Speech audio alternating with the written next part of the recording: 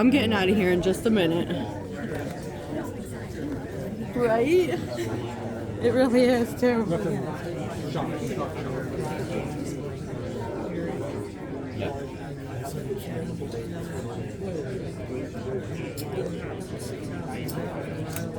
Ooh, the lawyers are here too. I've seen them.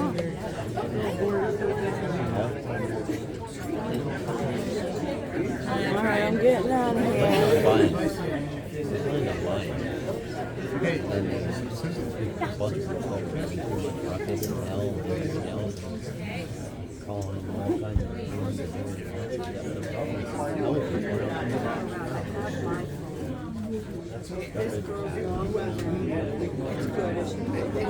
Yeah, it's good. It's going. Okay, it's good. Oh, I got it. I want to see how it works.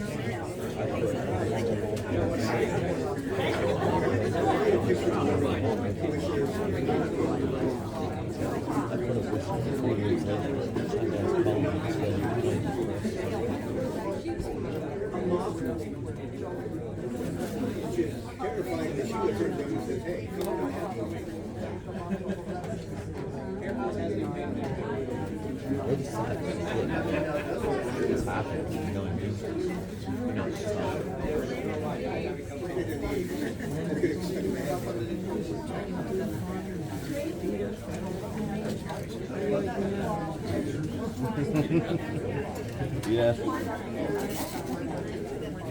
Good fellas. Yeah, make good.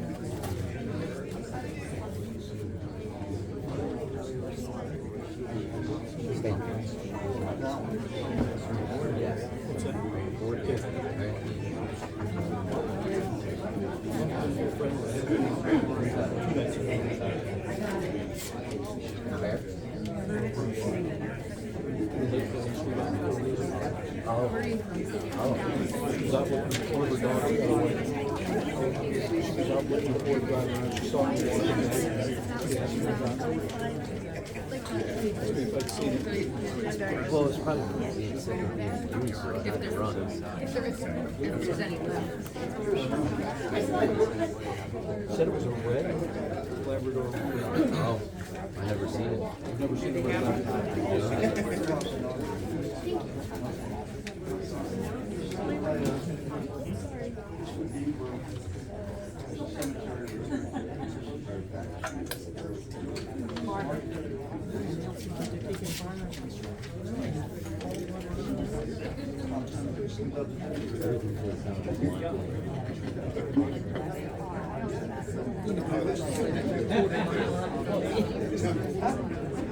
I don't think someone out water dam.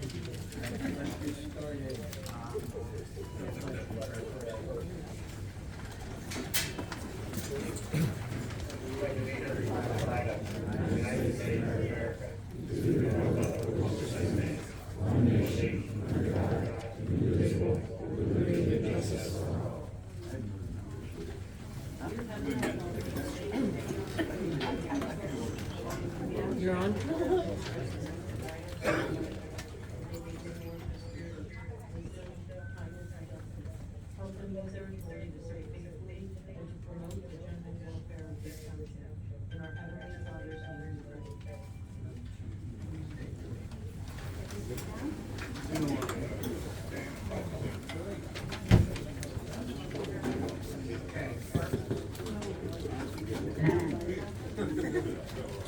Everybody hear me? Okay, back there? Yeah. Okay. All right. So the first thing we're gonna do we get right now, public hearing, portion of 3 streets. Tony, take over for that. All right, thank you, Mr. Chairman. Whoever's in the back, can you hear me okay? Yep. Good, okay. First I'm gonna call Brian Rowan. Raise your hand this one, please.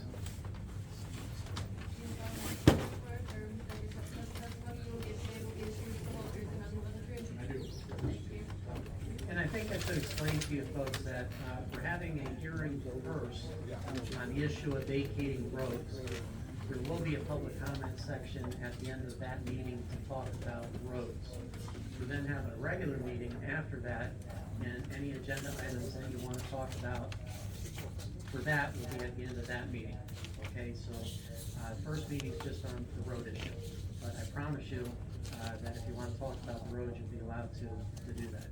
Is the public comment for the 6 o'clock meeting at the beginning of the meeting? At the end. Okay. Well, we have a public comment item at the beginning of the public meeting. Okay, that's fine. And after that, Okay, very good. I just want to make sure we had. we're going to Begin have on comments agenda. about the road, that's initially said, that's. Correct, yes. Good. All right, thank you. Brian, would you state your name for the record, please? Brian Rowan, And what is your position with the township? code enforcement. Through your employment with the township, are you familiar with the application filed by QTS Salem LLC? I am. I'm going to show you a copy of what appears to be a petition to vacate public streets. Do you recognize that document? I do. And what is it? It's a petition from QTS Salem LLC to vacate portions of Market Street, Colity Road, and Mossel Road. Thank you. For the record, I'm going to mark this as Township Exhibit number 1, so it'll be T1. And was it filed correctly? It was. Was the correct fee paid? It was. I'll show you another document that I have here. Can you identify this document, please? That is the public notice of this hearing and the meeting that goes after that. Sorry, and was that posted on the front door somewhere? It is. Okay. I'm gonna mark that as Township Exhibit 2, T2. I'm gonna show you a document which I'm marking for identification purposes as T3. Can you identify this document? This is a notarized form from the Morning Press stating that the notice that you just asked me about was posted in the papers on 7/1 and 7/7. Okay. And that is notarized, correct? Notarized, correct. All right. And lastly, I'm going to show you a document that I'm marking for identification purposes as T4. Can you identify that document for the record, please? That is a notice to QTS Salem LLC and also CC Chimney Horn on the vacation of the streets and the petitions because they are the only ones that have property that is adjacent to the being vacated. So typically you have to notify property owners within so many feet of where a project is occurring, correct? Correct. But in this case, there's only 2 entities to be notified. Yep. All right, and you did that. Okay. Did you properly post the affected areas Yes. as is required by the ordinance? Yes, we posted all of the streets that are gonna be vacated, two posting that on either side of the road at each end of the road is being vacated. All right. Thank you, Mr. Rowan. Do you have any questions for Mr. Rowan? Okay. Well, this time we'll turn it over to you. Good evening. My name's David Schutte. I'm an attorney with Troutman Pepper Law LLP. And we represent QTS Salem LLC, the applicant on this petition today.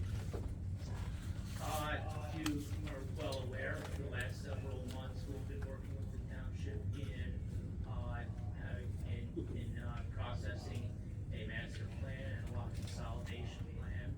And as part of those projects, there are certain streets within the project that QTS desires to have vacated in order to more efficiently develop the property.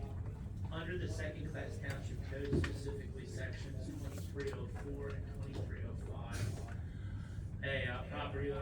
petition the Board of Supervisors of a second-class township for the vacation of streets. That is what QTS and Salem did in this situation. And a public hearing is required before an ordinance can be adopted in order to vacate the street. So, with that introduction, I'm going to turn it over to the folks to the left of me, David Farhat, who is with QTS, and Greg Smith and Lizzie Schnoll with Kimberly Horn to describe the reason for requesting the street vacation and the effects and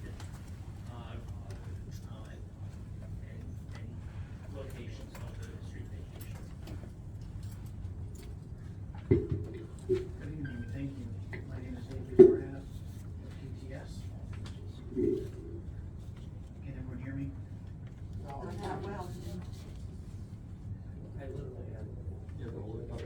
Is that better? Yes. Apologies. My name is David Farhat with QTS. Regarding the vacations of a portion of North Market Street, Kalidi, and a portion of Muscle Loop, when we look at our site, the site plan, we were designing it, this layout is necessary to facilitate the most efficient use of the land and our building configuration. With the proposed vacation of these roads, QTS will be building and constructing a new road connecting Salem Boulevard to North Market, approximately where the Dens intersection is, a little further east of where it currently sits. The road will be built to township specifications. It'll be dedicated back to Salem Township at completion for full public use. Additionally, QTS will provide funds to pave Cemetery Road, and QTS has also agreed to reimburse Salem Township for any loss of liquid fuel taxes due to the road vacations. Question. How we get fuel tax every year? How many years is that gonna be? What's the idea of reimbursement to Salem Township? We go into fuels every year. Yes, that's So correct. what, the plan for how long you gonna reimburse the township? It's not set in stone yet, but I think what was discussed was a one-time payment of the estimated, I think, 20 years. 2 years? That's been disclosed to who? But that was discussed among, Alicia and me when this was first started, and QTS is willing to agree to that. We give you that over Louis, and then you would reimburse it. Yeah, we'll write one check, as a condition for approval of some form or another. Okay, all right, thank you. Yeah.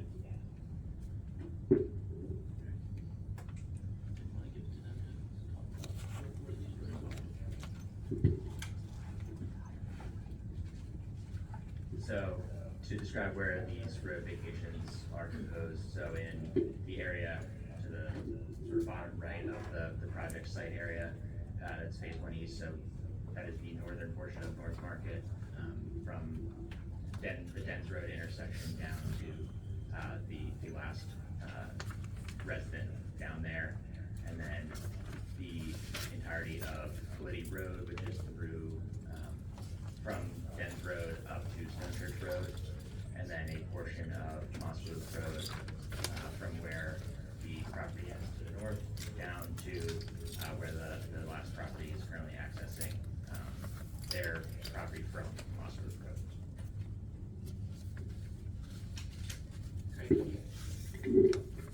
Great. Can you also point out on the plan where the new road will be located? And then in the same blue phase 1 east area at the bottom right of the plan, that is where eastern edge of the property, the new township road is proposed to connect Salem Boulevard to Market Street to the north. At the intersection of Walnut Drive and Salem. Where would it connect?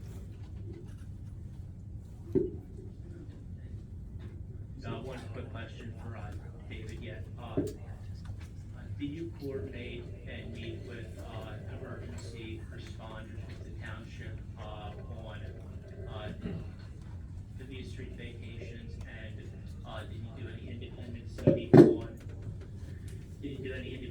study on how this may affect emergency responses. Yes, we conducted traffic analysis from 2 locations, both going to the Moxie Freedom Generation Station, one from the East Berwick Fire Station and one from the Salem Township Volunteer Fire Company. In both scenarios, we ran different pathways as far as first responders go, and in each situation, the most efficient and quickest route was Salem Boulevard around to then mingle in and across. So what we looked at here is what the impacts would be of the new road and how it would affect first responders around the property that we acquired. And did you discuss this with the township's first responders? We did, yes, we did. You talked to the police, you talked to the fire company, you talked to the chief of police and fire? Yes. Multiple meetings, okay.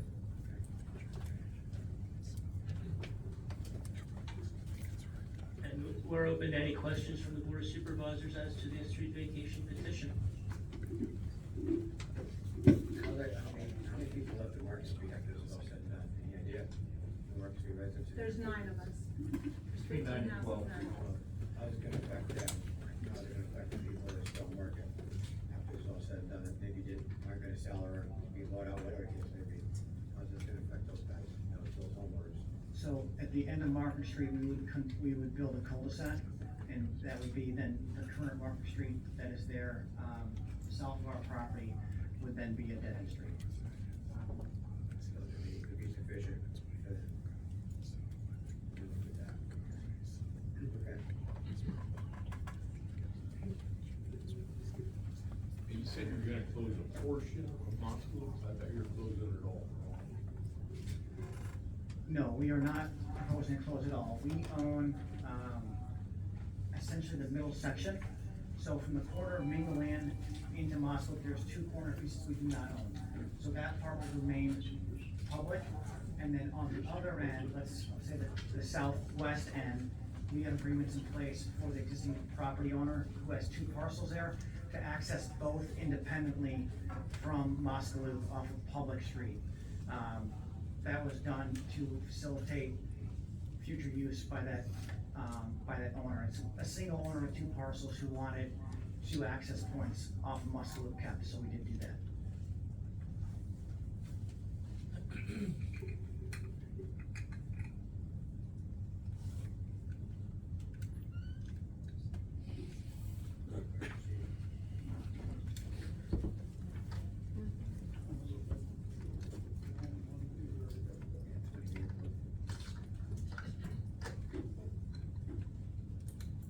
So do we have no inconvenience, you say, for the Market Street, the 9 residents that are left there, they're still staying there, no?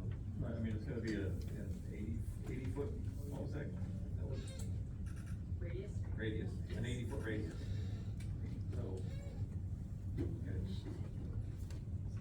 big enough to turn around with an extra drive, whatever. We'll let them talk, if you have any questions, that's where they're still here, so.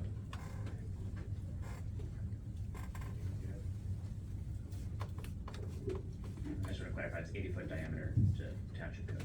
85. 80-foot diameter, Yeah, not 80 foot, radius. That's the township code, 80 foot diameter. Okay. All right, so, Mr. Chairman, I'm gonna turn it back over to you. Now would be the time for public comment with regard to what was presented now. And you can explain to the folks the rules about where you want them to go to speak and how much time they need to speak. Okay? There's no public comment, that's your comments, give everybody 3 minutes. We pass the resolution, residents, non-residents, whatever we pass that, so to speak. Number 1, don't make it repetitive, we don't need to say anything repetitive to people. 3 minutes, if people want to hear what you guys have to say or think about, you know, I've got a lot of concern about that, over the past couple of weeks. Come up here, say your name, what your address is, and then I will make whatever comments or questions you have, the gentleman sits in front of us. So, anybody want to speak up, anything you say? Go ahead, sir.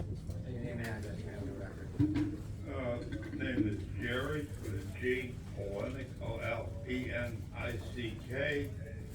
I reside at 134 Bell End Road. I was at the planning commission meeting on, May 28th. And though I'm not an attorney, a lot of the approvals were conditional from the planning commission. I think there was some problems or information wasn't submitted of the cul-de-sac. I would feel that as that information hasn't been submitted or reviewed, it should go back to the planning commission to look at it again. The second point, how much liquid fuel money is QCS gonna reimburse the township for? How much is it per year, do you remember? I don't remember the exact numbers. It's less than that. Less than $5,000 a year, so I mean, most of 20 grand out per year. You'd be losing it for insurance. I mean, that's ridiculous. They spent $500 million on property, and they're gonna give you $20,000 to shut down public roads? That's ridiculous. I did my own analysis from the current and future fire halls up to the trailer court Pleasant Views that has the greatest density of population, and the shortest distance, I didn't do time or anything, but the shortest distance is up Market Street by a lot. Half mile more. And, once you approve this, everybody in the brother coming down the pike's gonna ask for more road closures, and you're on a slippery slope. So I would recommend that. Let me go back to the drawing board and figure out how to reconfigure the building better. Thank you. The shortest distance to Pleasant View Trailer Court is Stone Church Road. Not from the fire halls up on Route 11. They're down here. There is some fire. There's one truck at that fire. Well, that's a fire. And the new one's gonna go up on Walnut Drive. We're undecided. Well, that's been talked about. So I use both those locations. Granted, the police would be coming from here, and up Stone Church is probably the shortest distance. It is the shortest distance. But if you have to go from those current and future fire halls, Market Street is the shortest distance. Drive it yourself. I did a couple times, just to So you're make sure. driving it with a car. Right. Okay, take a 2,000-gallon tanker truck that I drive truck every day. I know, it's gonna be difficult going at Market Street, but if there was a fire up there, would you go all the way down Stone Church Road and then back up again? Or would you No, but I'm take? saying, they'll beat me from East Berlin, going Stone Church versus me coming out of that fire hole with a tanker. Yeah. It's proven we did it. You're pulling the hill at 2,000 gallons of water. You're still going up hills on Stone Church Road. I mean, they're not the ideal roads to do a fire response on, but distance wise, I'm just saying it's the shortest. Okay, thank you. Anybody else? Chris, before you go to his first question on the planning commission's review. So you've got your letter there from the planning commission, Yeah. and you've got the review letter from Barry Izett, from Brian Sahovic. All of the items that were conditional use, your conditional approvals have been satisfied by myself and by Rob. So that's still should have had a public meeting on it, not just do it behind closed doors We and say, didn't okay. do it behind closed doors, we had it at the planning commission meeting, there was Right. there was a few items that were basically clerical items. And they there was cured some them, we reviewed it, cul-de-sacs and we on presented it to them. At this meeting right here, and it's a public meeting, that's why the letter. I know, The but letter being written. it was all conditional recommendations. And it should go back to the planning commission, let them do a rubber stamp like they always do, and then send it back. With the All planning I'm commission saying. makes a recommendation, and our engineer and our code enforcement make sure that's taken care of before they recommend it to us. There's no behind closed doors, not today, they do a recommendation, those two guys, or that firm and him, make sure it's taken care of before you get tonight. If there wasn't, we wouldn't be here right now. They would not recommend it to us if it wasn't taken care of. And that's why we hired those guys to do that. I mean, I don't argue, I'm just telling you, that's the protocol, when you have a planning commission, they make recommendations, they sign off on it, if they don't, we've got other ones who already canceled, postponed, they didn't sign off on things, things were done. We've got other ones, not here necessarily, but other issues planning commission recommended, they didn't agree with what was taken care of, we didn't have a meeting on it. We didn't approve it, we didn't do anything, until it got resolved. So it's not the first go around with that. That's what he's saying, they signed off on it, agreed with it, and that's why we're here right now. So I'm the firmest word, I'm telling what the protocol is when you do these things. So, that's all, so. All right, who else is next? Go ahead, ma'am. Hi, Terry Barron, 410 North Market Street. I have one question, well, a couple questions. What is the distance from the cul-de-sac that you want to cut off North Market Street, where you had to post for the houses and let the houses know? What was the standard feet yard? What's the distance? You said you posted signs for the residents and gave them letters, this alert that this was gonna happen? We put the postings at, right where the cul-de-sac is built. Right at Mr. Nye's house, right, the last property that they purchased. But you said you contacted neighbors within so many feet from it and sent letters to them. No, the ordinance requires me to post it where the property, where the properties adjacent are gonna be affected by the close. So the properties that are affected by the closure, there's a cul-de-sac, Market Street's open up to the cul-de-sac. So it's from the cul-de-sac up that I had to post it. So I posted it where the cul-de-sac will be. And my other concern is when it rains on North Market Street, when we get down rain, the rainwater comes right down North Market Street and comes in and disperses into all our yards. So when you cul-de-sac that and then you're building up there, what's gonna happen to all that water? Our properties that border Walker Run Creek, that part of that erosion is gonna be our property.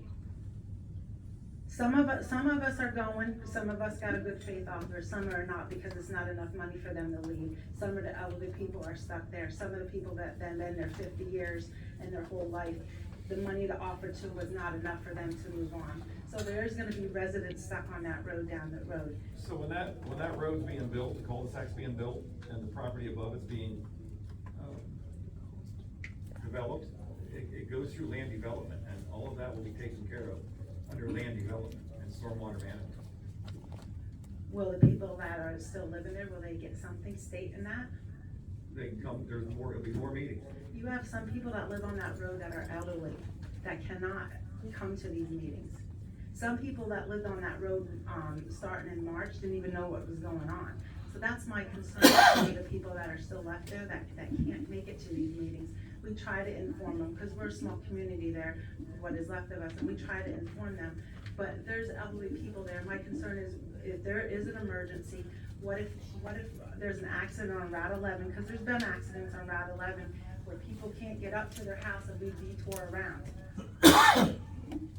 Then what are you gonna do if there's somebody there that has a heart attack and there's an accident on Route 11, because you have constant traffic now with all these data centers being built, that's constantly starts at 5 a.m. and goes to 6 o'clock at night. So what if there's an incident on North Market Street? You have one way in, one way out. That's a concern, because like I said, some people are still gonna be living there, and some of them are elderly.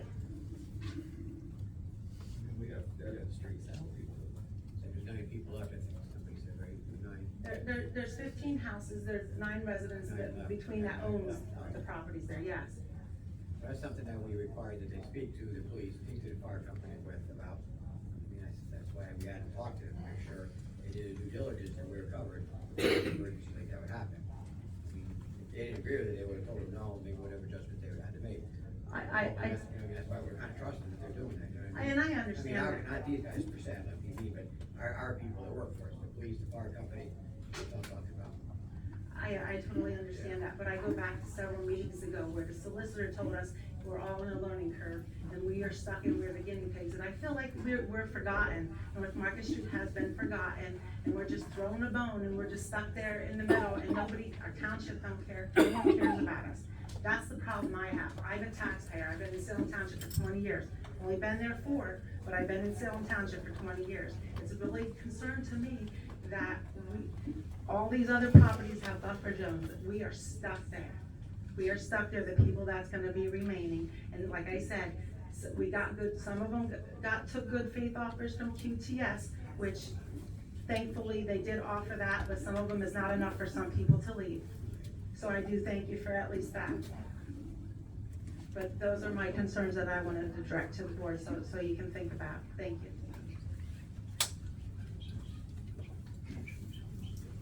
Yes, sir. Wilmington Davenport, 225 Main Street, Beach Haven, or Berwick. You have a full house here tonight, and in the other room. These are the people who elected you, people that want you to take care of them. They feel like all you're taking care of is the guys with the big pocketbook. They do not want to see Market Street closed. We have a full house here. I would guess that the majority of them are in opposition to what you're doing. Keep that in mind when you're voting.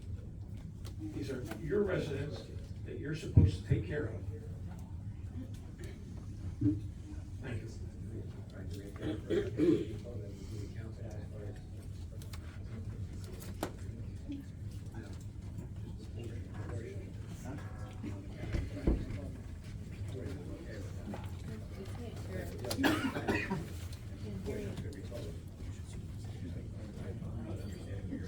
We can't hear you back here. So I'm talking to Brian, I'm sorry, I got the three grand. If we close that portion of Market Street, how's that gonna affect? DAVENPRT. So that what we're saying. Is that gonna be effective with the market? I just wanna make sure I'm on the same page with this. We close Market Street part of it, like County said. We'll make adjustments to that, yes, no? Adjustments as in, Well, if we close it, he's still saying it'll be an inconvenience. well, I mean, yeah, Market Street's gonna go to a cul-de-sac. Yeah, to build a new street for it. Basically. Not a new street, they're gonna make a, you know, they're gonna put a cul-de-sac at the other end. I mean, but as far as, They're building a new road to connect from where they close. They're coming out on Edge Road, they're coming out on Florida. yeah, the new road that they're building, right? So it's changing what, how many feet of Market Street's gonna be? That's all, I wanna make sure I get the facts right now, how many streets gonna be closed? How much? I don't know how many feet it is without, I mean, you know where the hill, you know where the hill is? Yeah. Yeah, from the height of the Dent Road. So on Market Street, it's approximately 4,000 linear feet between Market Street where we're closing and where the Dent Road intersection is.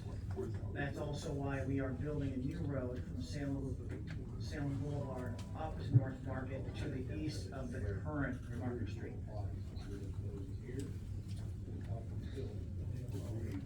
Right, okay. Den's Road, the new road, Market Street. That's all the problem. Okay, thank you. Okay, thanks, sorry. Won't think of the things I wanna ask. Go ahead, ma'am. Hi, my name is Samantha Boyer, 302 Johnson Avenue. I just have a question. Did anybody notice on the posted notices that Moskaloop was spelled wrong?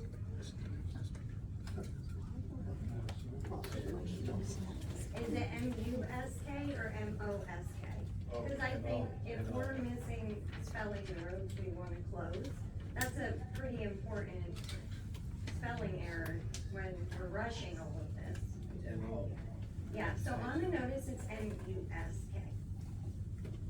And that's, seems very minor, but when we're rushing these decisions that can affect a lot of people, that's pretty important. So do we have to repost them?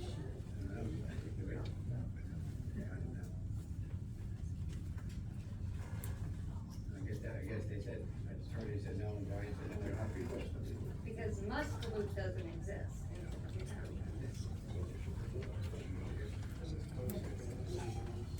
But that's a pretty serious error.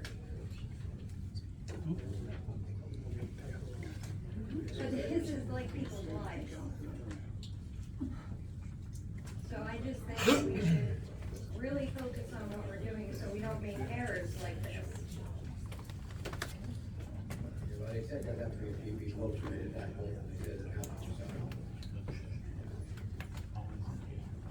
Thank you. Thank you. Something to share? We need an address, yes, Kim Lake, yeah, on North Market Street. I know that's right. I know.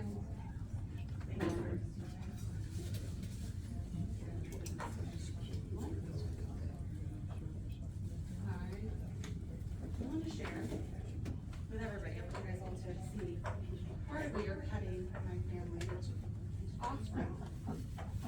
And I mean, everybody else on North Market Street too, and the general public, let's say, even if they wanted to access this, right?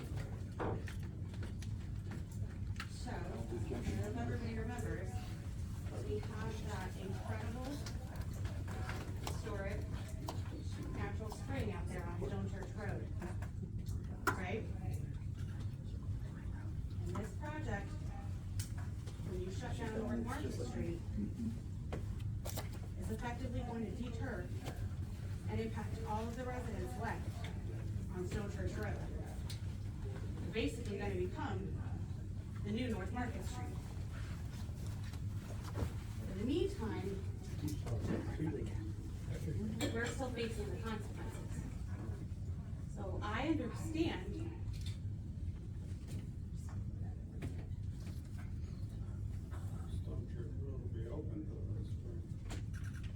But you're impacting my easiest route. Which means you're impacting my quality of life, not just there, but in the projects every day on Route 11, right? what I'm trying to get across here is that we're real people. And we really weren't treated that way. I'm trying to pick. And the decisions that you're making aren't just shutting down our road, giving us one way in, one way out. And I know it's only for a short period of time, but during that period of time, any families left on North Market Street, if you have children, the new bus stop is gonna be on Route 11, in front of abandoned homes. Anybody else wanna volunteer their kids for that bus stop? I ran that bus stop at the same spot my whole entire life, Steve Valley. I'm sure, and that's good, but with vacant places there, I'm supposed to trust people, transient workers that are not from this area. You know, they watch for kids like that left alone.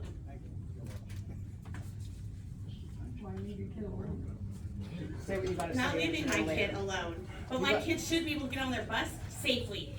And I shouldn't have to stand there the entire time, but I'm going to have to. Talk to me. 3 minutes, make your point, no argument back and forth, please. You'll have your turn. All in all, North Market Street is less than 2 miles long. It's actually 1.8 total. And what you're doing today, if you close this off, is choosing to sacrifice 0.2 miles of residents that had no choice. Remember us, please. We've asked, we've talked to all of you in this room. You know my face, you know my name. Please work for me the way I'm asking all of you to. Thank you. Thank you. Next.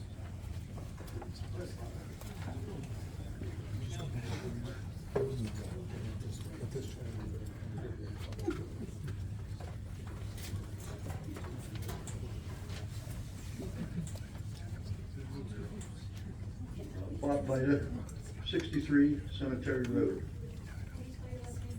B-A-J-D-A. Why do we have to close any roads? The power plant built there how many years ago?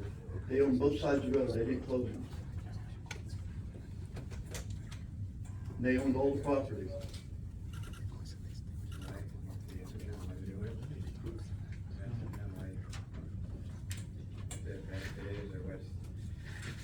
You know, they didn't close it in 911 when all the trouble happened. They posted their ground, that was it.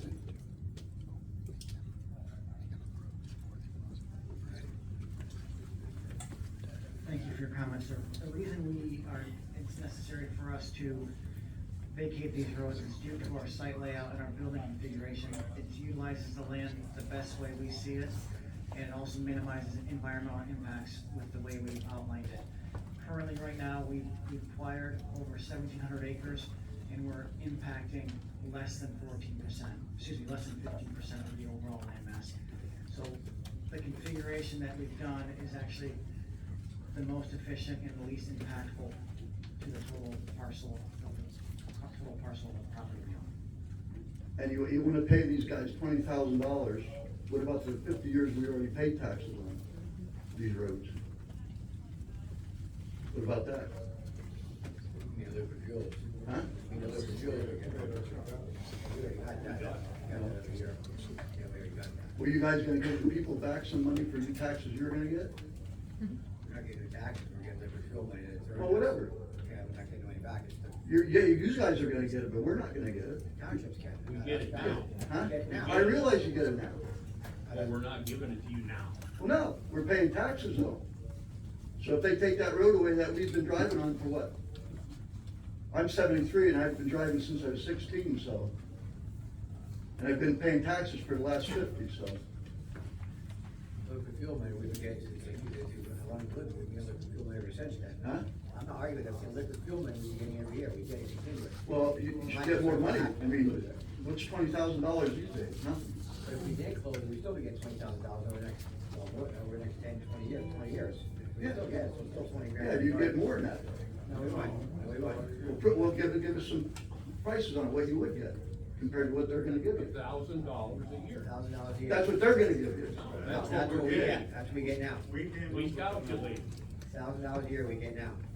We mean the township, that's what the township gets right now, $1,000 a year. So in lieu of that, they're paying that up front. So whatever we would lose, we're getting that up front. This trips out 20 years, we're getting it, the township's getting it up front. All right, but still the question is, with the power plant built, how come they can do all that on the ground they got, with 2 roads going, you can drive right past it every day?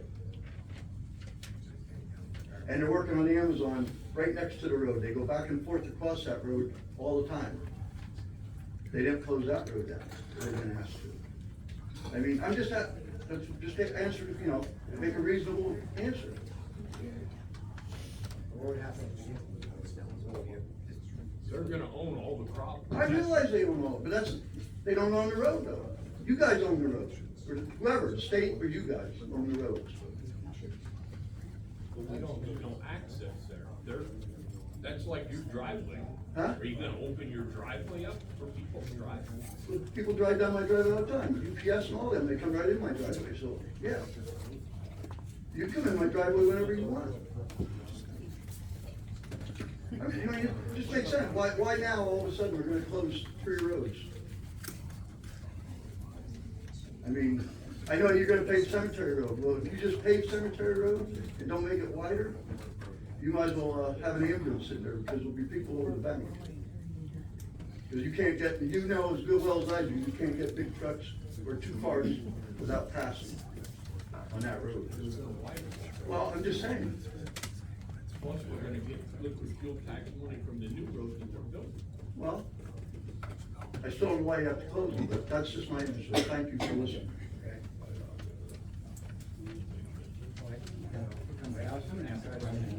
I don't understand something, so, pardon me, Tony Allegretti. Tony Allegretti, Minglewood Road, actually live in Fire Creek, I have 2 properties here in Salem Township now for a long time, so. Yeah, sure, Allegra, T as in Tom, I. It's a good Italian name, good vowels on both sides of it, it's very important to do that. I don't know if you do that. So, we're talking about the liquid fuel tax, right? So the township gets paid $20,000, right, $1,000 a year, is what I understand. And maybe I'm just silly, I just do math, that's all I know how to do. What does it cost us? $1,000 a year. What does it cost us to maintain that road from a township perspective? More than $1,000, right? So the question that everybody keeps asking is, why do I want to close this road?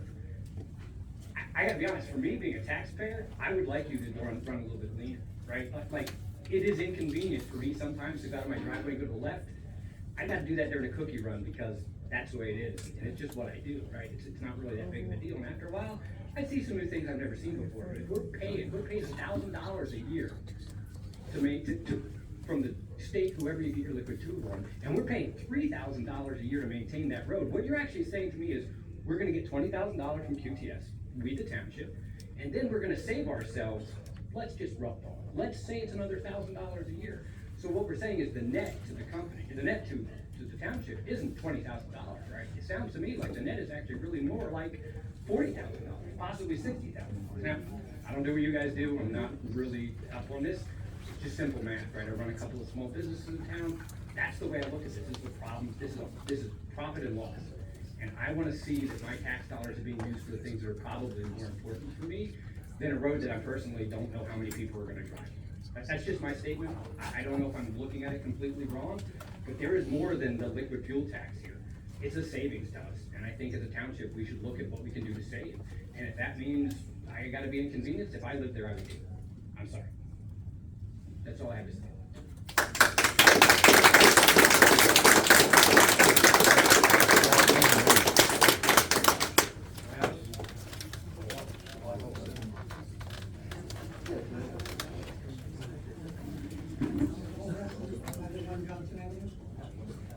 First thing I'd like to clear up is, you said planning commission approved that road to be closed. Vote was 3-2 to leave that road open. I don't know where you got that closed. Somebody made a mistake there. Check with your stenographer, it'll be on your record. I didn't hear that. You said it was then turned down 3-2. But then I wasn't here for the May meeting at all, because I had medical problems, couldn't be here. That's the first thing. Second thing is, all these. Yeah, the only, I had one person saying. You said it was 3-2. 3-2 with the vote. And then you change the vote. And then you change the vote. Because somebody said, wait a minute, we're gonna vote different, we're gonna do this different, we're gonna do this different. That was not the planning commission on Yeah. 28. Oh, no.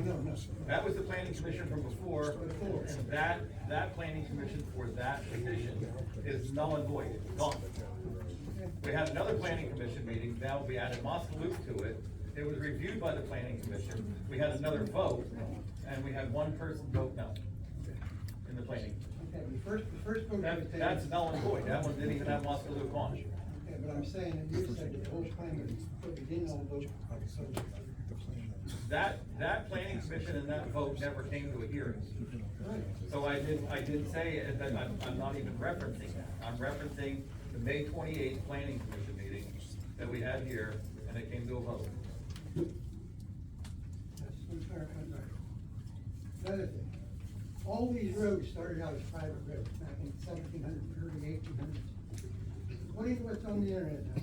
Look what's on the internet. Everybody look at the internet.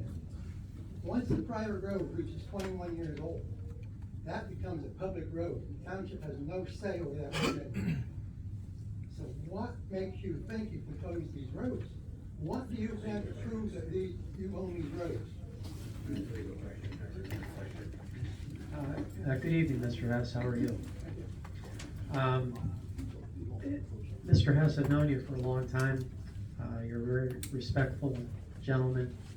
I like you, and you do great service to the township. So I take what you say very seriously, and I hear what you're saying. The fact that the township is still receiving liquid fuels money from the state indicates that the township still owns these roads. In addition to that, the second-class township code under section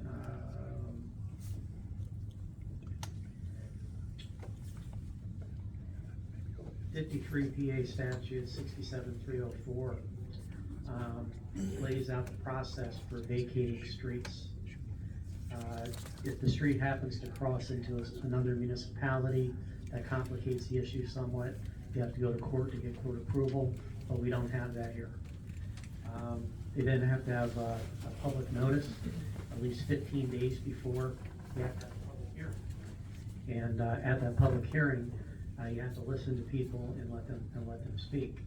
But you clearly, under the second-class township code and under the municipality's planning code, have authority from the state, and that's where your authority comes from, both statutory and case law, to vacate streets.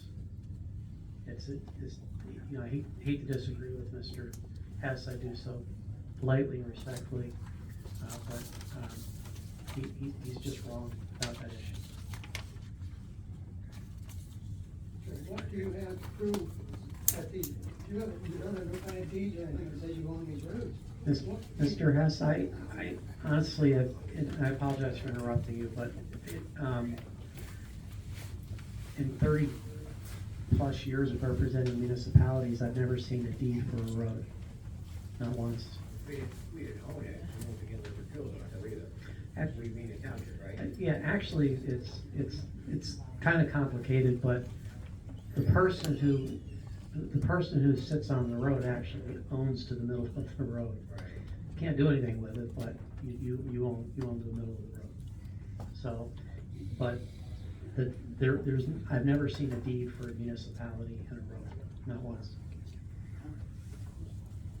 What I've said, you go on the internet, once that reaches 21 years old, it automatically becomes a 30-foot wide public road. The township has no say over that road anymore. So did someone err and said that was a township road someplace along? Mr. Hess, once again, respectfully, I don't know what you're reading on the internet, but I'm reading law. I have it right here in front of me, and that law has not been changed. 2008, Mr. Rendell, through the governor, wrote a new policy on closing public roads. There's a whole rigmarole you have to go through. You have to have special reason to close a public road. And that's fine. We just can't close the road. You can't just close the road. It has to be like a $2 million bridge or something. It'd be a hardship on the township, then you can close that road. But unless you have a hardship, you can't close that road. Read the internet. Look on the internet, I'll tell you. I'm only going what's on the internet. I can't say it's right or wrong. I'm on the internet. I'm on the internet right now, and I'm looking at the law, the Second Class Township Code. Done before the close. It doesn't say anything about hardship. Mr. Rendell passed it 2008. All he passed 2008. Well, what I'm looking at is dated 2023. People pass coming up that hill. Had that happen to me 3 times. Passed in 2008. Even said something from 3 years ago, it said there's a law. So that's my question. Even DTS lawyer, Mr. Sunday, he put out a nice 13-page report here. First item says, the streets are public streets. He even calls them public streets. A big difference between public streets and township roads. Such a big difference. No, the township is the public. But then why doesn't all these people have a say in it? If it belongs to the public, everybody has a say in those roads. Three gentlemen can't make that decision. Everybody has to make that decision. Well, under our form of government, which is a representative form of government, you've elected these people. Now, the last gentleman who spoke before you, I heard a whole lot of clapping, and I didn't hear any booing going on. So, this is your opportunity to speak, and you're being given your opportunity to speak. Thank you. I don't believe we should close those roads. Number one, they should be adding roads. We got a nuclear plant, all these big buildings.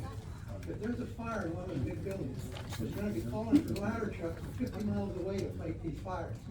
So you should be putting more roads in instead of closing roads. I don't think it's a good idea to close any roads. I say leave these roads open. Muscatlock Road, look at the big distance you have to go around before you get across Muscatlock Road. If there's a fire in a gas plant. Somebody coming up from Bloom, a ladder truck from Bloom, they're gonna go up that road and it's gonna be closed. That's why I asked particularly.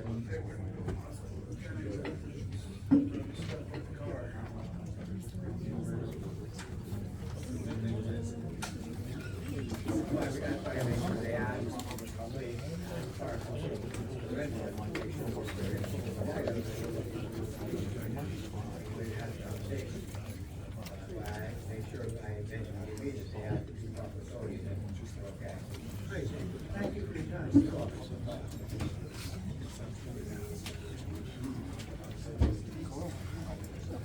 Anybody else? Any public comment? Mike, did you check the other room? Mike? Mike, anybody over here I got over there, nobody wants to speak over there, anybody back here? Yeah. she's waiting in line. Yeah, well, they're open, so head in. No. Oh, I didn't see, well, one of them was in. Yes, my name is David Arnold, I reside at 225 Howard Road. Albertson, ALU. And, so my main question is, have you guys spoke about, approaching a local emergency response? Have you, any federal emergency response, any evacuation for the citizens, anything were to happen regarding that? What? Or what would you like to say? About the what? In regards to the evacuate, to the emergency response plan? We have an EMA. For regard, that has been federally approved? Yeah, they have their training here. There's one coming up. Where? Where they have training? Okay, so there's Yeah, they do an evaluation. This, would you like to join us? Yeah. October August 25th, we're having the practice road, and then October 20th, we're having the fireworks road. You're more than welcome to come down and help us out.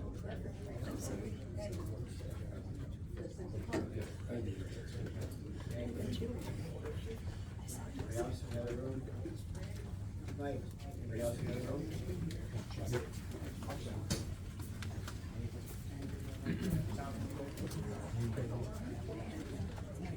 Okay, so you're not going up for the road. Claudia White, 413 Stone Church Road.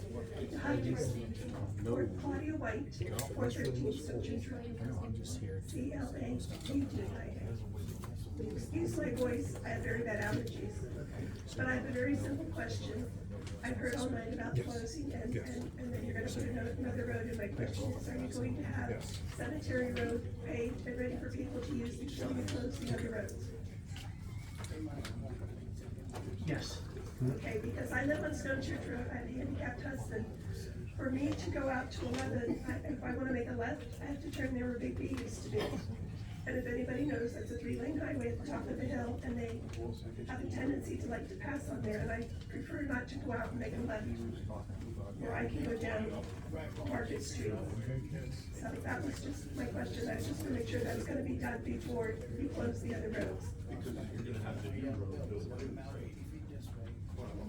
And they're going to be built in conjunction with our phase 1. But Cemetery Road will be paved prior to the fall.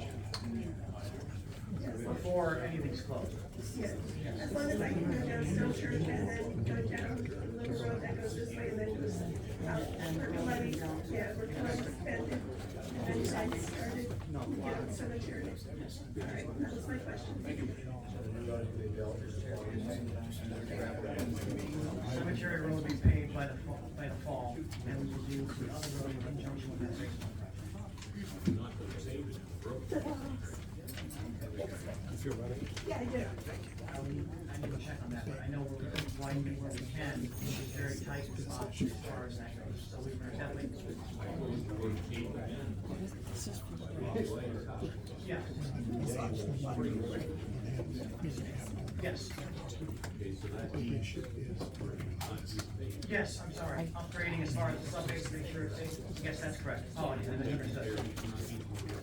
Yes, that's correct. Hello, my name is Ginny Marcel Kersway. And I actually live in Chester County, but I have a question regarding what was just said. So, you're planning on closing these roads, and you don't intend to build the new road until you start to build your data center? So after you're gonna wait until you get final plan approval before you replace that road? Did I hear that correctly? I don't understand the question. You're asking, what you say is you're gonna close the road if we voted on it. Yeah, somebody asked, are you going to pave Cemetery Road before you close this road? And you said yes. And then they asked, are you going to build the new road before you close the road? And you said, no, we're going to wait until we're building phase 1, or plan 1, whatever you called it, before we build the new road. So basically, you're waiting for final plan approval before you build the road to replace the one that's close to the street. We are waiting until our final approval, but we're not necessarily closing the road access until we start our phase 1. We won't be closing North Market until we start our project. But you're asking to vacate the roads tonight. So Yes. that would, basically, you would have the power to do that. Yes, we would, however, And I'll also just add, a big part of that, we're talking a lot about stormwater and the water runoff. The basins that we would need to accommodate the impervious area of the new road, based on where the water's flowing, that comes through that property, and so that's where the timing is aligned there. We need the stormwater before we can add the pavement, so we're not having water runoff problems or flooding problems in the pavement. So those are connected as well.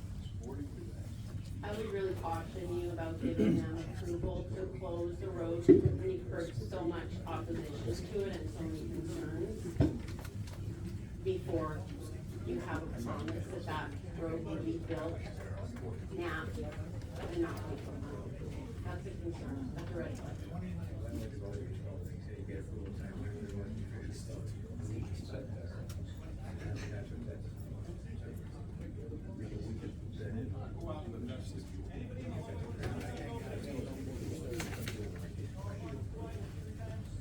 Or you could say no.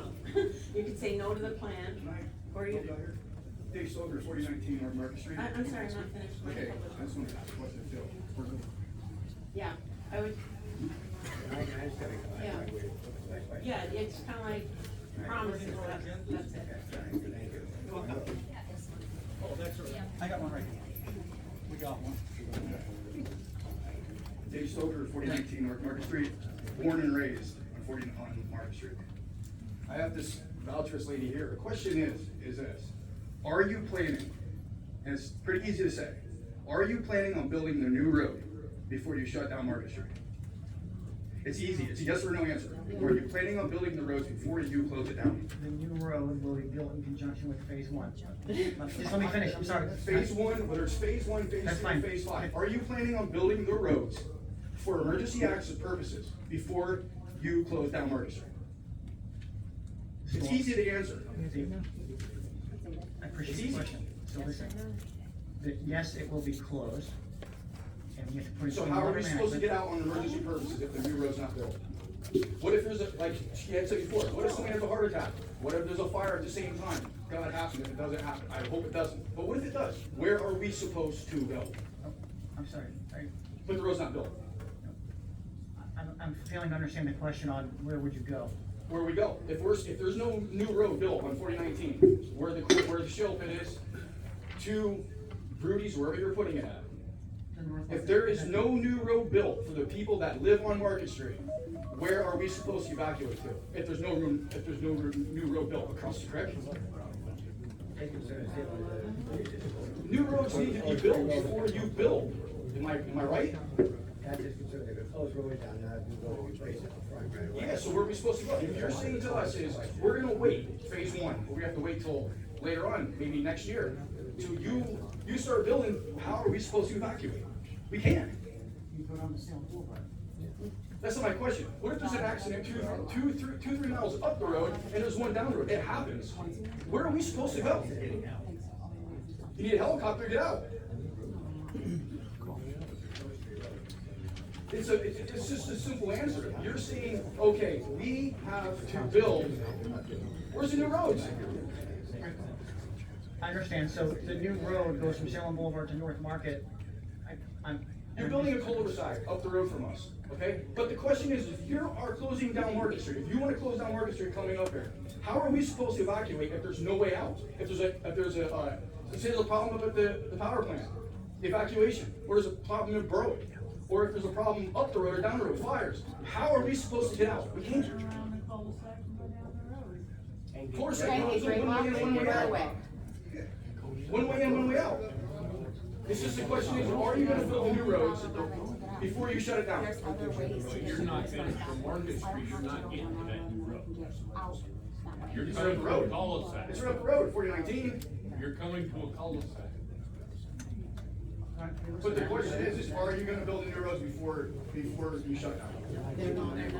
No, we will be doing this. That's all I need to know. Sir, I'd like to. That's it.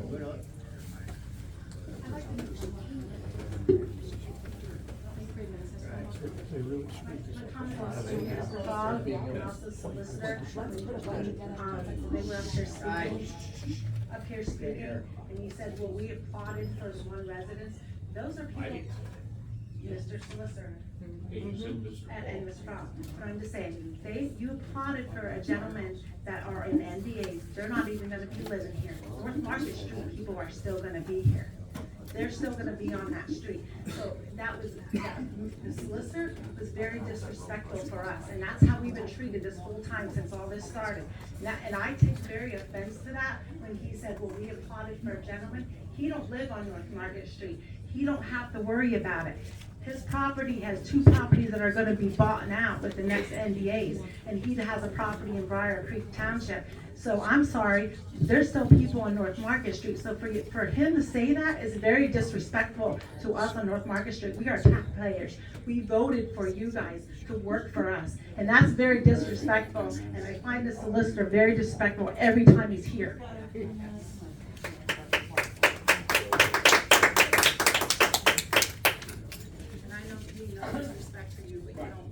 Please don't take it personal, but only one of my properties is for sale, and it would still be at the other property, so if you're gonna state facts about me, I applaud you on that, that's your, I don't live in it, but it's not true.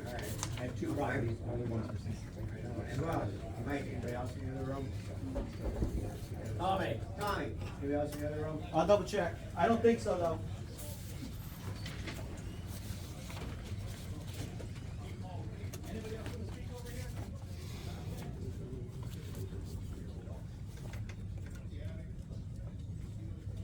No, we're good. Okay, thank you. We're good. Okay, thanks. Okay, so public comments closed. Read a vote for 1 second. Anybody next?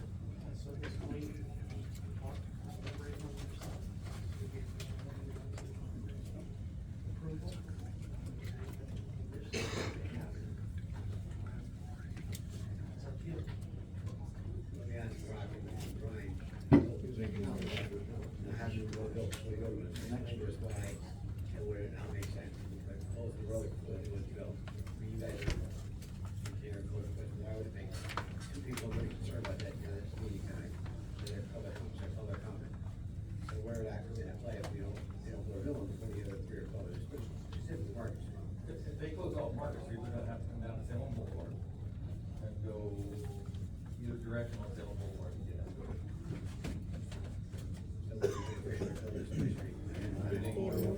Cemetery and Minecraft Station or any of the other roads, connector roads down Salem Boulevard.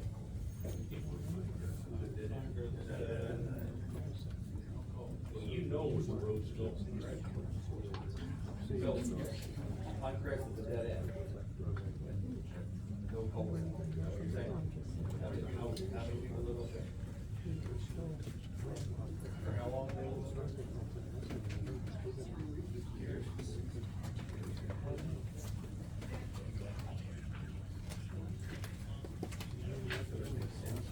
But I also kind of told today from your county, they are concerned about the same issue. If you know where that road's going, why can you not go?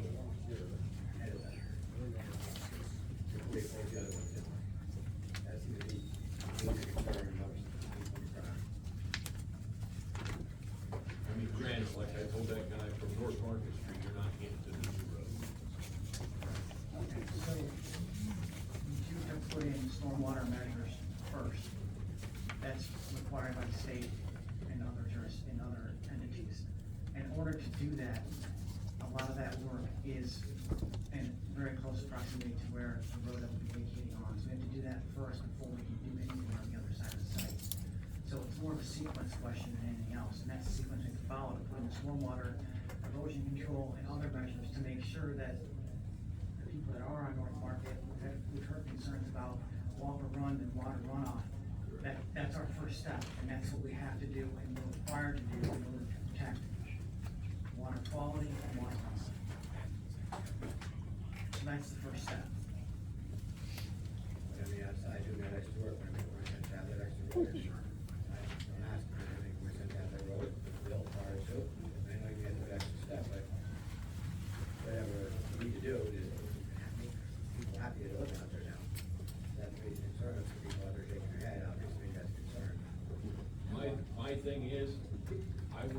Market Street open until the very last second.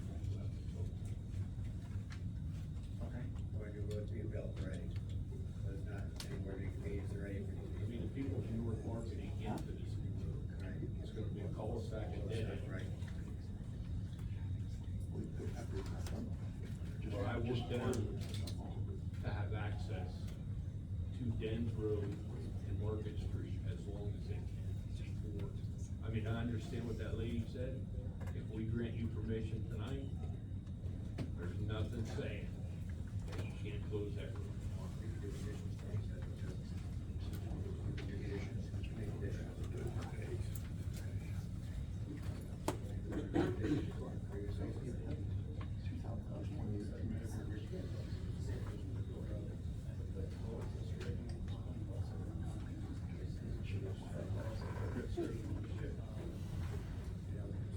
Kayla, where did they move that bus stop to?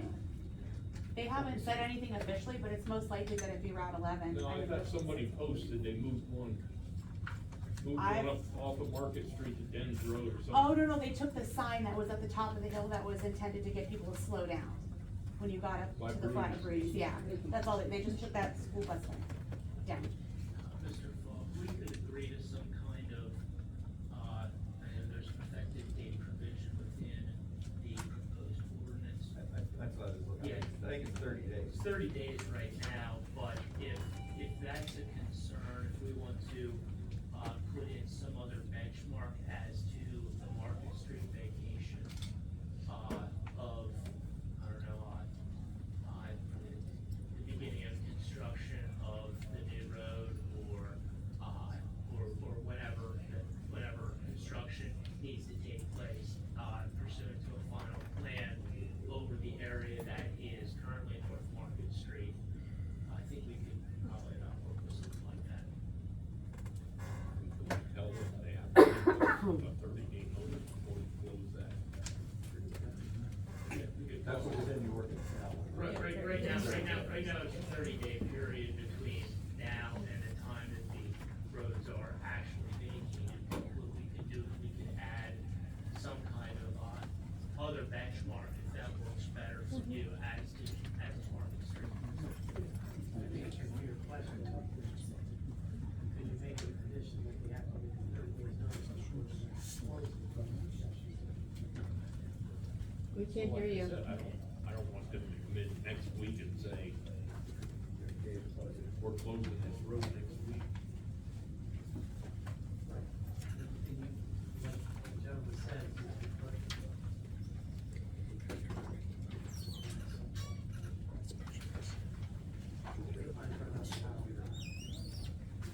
I apologize, my microphone ran out of power. So you absolutely can. And you set the benchmark, it's a date, or, you know, when you're dealing with construction, you don't always know dates. So it's probably gonna wanna be something like, when the new road is finished and they close that road. Something along those lines. And once again, I've heard the young lady here talk about having to put in basins for water. I've heard Mr. Fogg talk about concerns about one gentleman who gets flooded and they need to rebuild the base of a road. So I can understand somebody not wanting to build a new road if they haven't fixed the water issue yet, because then it's gonna cause flooding where there isn't flooding now. So I'm not an engineer, I'm not a road guy, but you guys legally can make whatever conditions you want.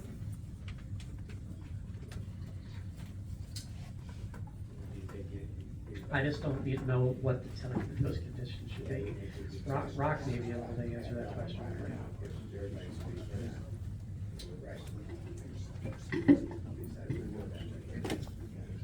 I think what Supervisor Fogg, if I go back to your original comment, is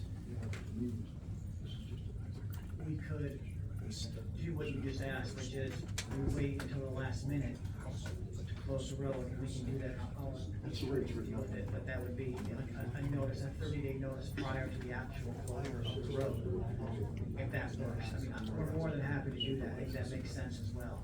So legal needs to do the actual verbiage, but that's what I would, if that's what is desired, we can do that. So how soon can you determine the new road?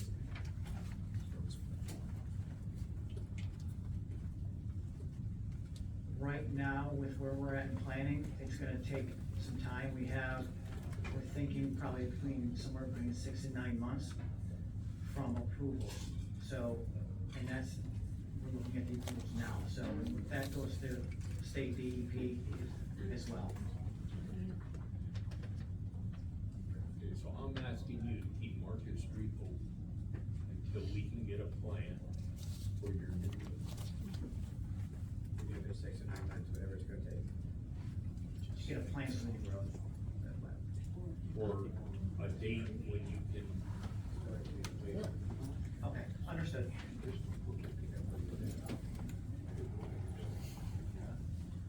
And like I said, Bobby Blade has said there's a lot of water off the center, and he can't take no more in his yard. Understood. We'll get that taken care of when we do that. So guy in the back, is that a fair deal for you, leaving Market open? I'm for the community, I'm just helping everybody, yes, that's fine, yeah. It needs to be built first, yes. And can I just ask one more question? Since everything's gone up, everybody's gone up there and it's the way it is, what are we doing about the people from out of state coming up there and going into the houses or going to our backyards and so on and so forth? What are we doing? Can we ask for more police patrolmen going up through there at night? Because it seems like there's people coming in, there's people like saying that they're going in the backyards and so on and so forth, the flashlights. It's just a concern. Is it the people looking for the cat? Yeah, we have that. We already have that taken care of. But it's like there's other people going in. There's people taking stuff out of houses. It's a concern. I thought your house was all boarded up. No, not all of them. I don't believe. If I could get the addresses, I would make sure that they're reported up quickly.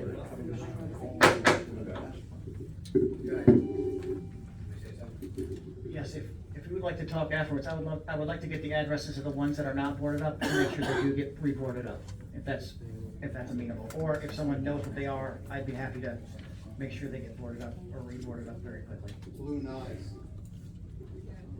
Bottom door's wide open. Nothing's boarded up. House right by the sun. Right by, yeah. Okay, get up to him or Brian. Do you have a team here? Yes, Patrolling too? patrolling as well, correct.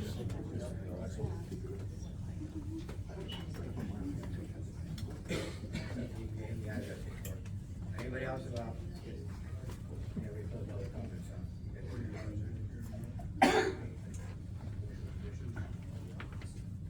Okay, I'll make a motion that you leave Market Street open. You'll come back to us or Brian with a plan for this new road before you close Market. I would like to see the new road built before you close Market. With that change, motion is to want the board, can we deal with this during the public meeting where it's on the agenda? Yeah. Thank you. Okay. Just say the, what you have to do. Yeah, sorry. Oh, yeah. Alright, so we'll resume with the public meeting, which comes up next, we'll take a little break. Okay, so, hearing adjourned, and then break, and we'll go back to the regular meeting after that. Thank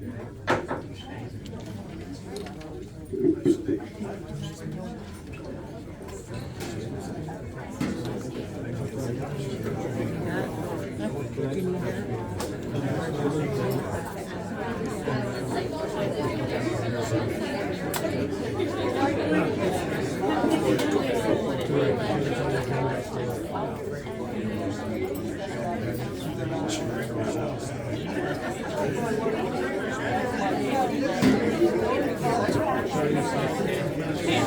What's that?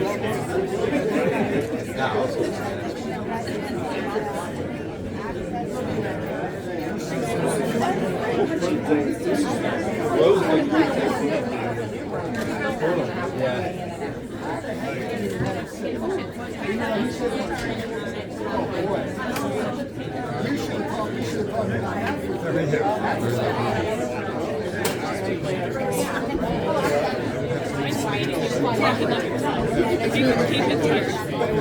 I appreciate all your doing.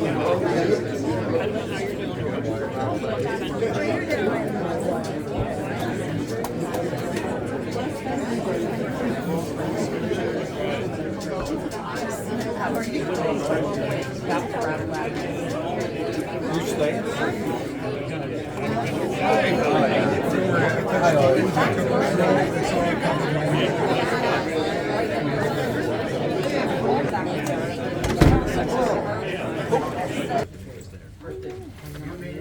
Few minutes of the regular meeting of June 9th, work session of June 23rd. Any questions and issues? In favor? Public comment on agenda item. Come up, public comment going up here. Get on the agenda. Name and address, please. Jay Bogart, Marcus Hollow. Brian, make sure you're using microphones. Microphones. I don't think you need a microphone here. Sorry about that. Jay, the next room does. The next room, oh, hi, next room.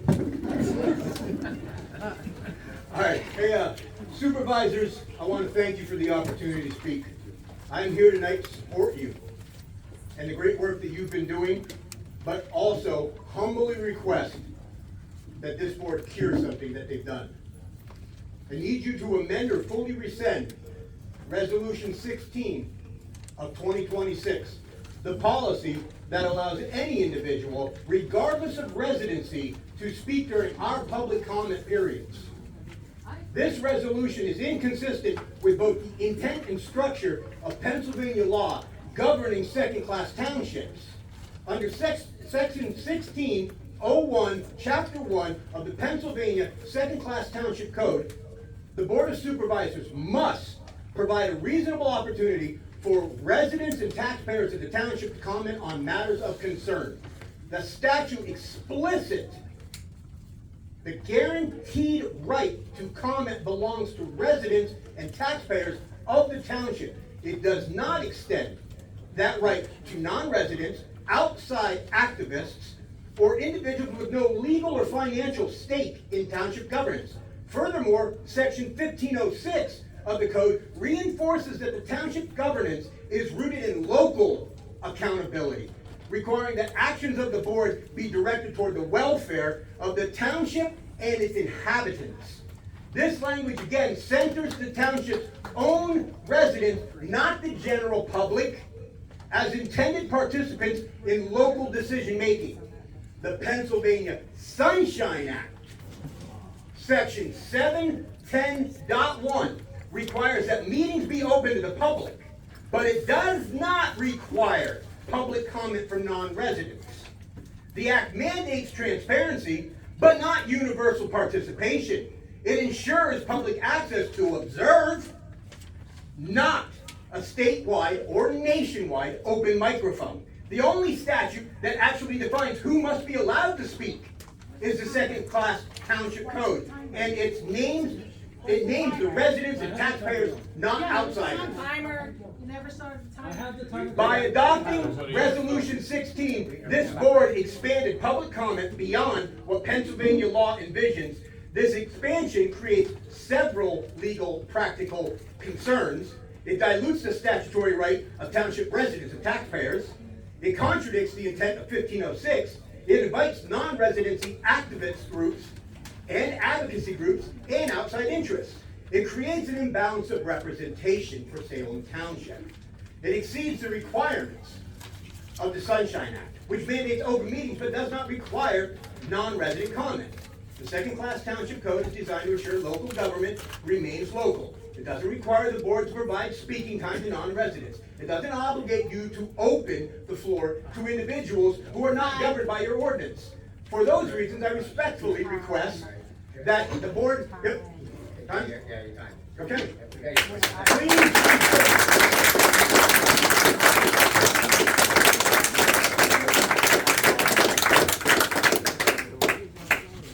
I asked that you amend, fun fact is I believe it's called the Curative Amendment. Not even that, just the ordinance change. Okay, change it, please.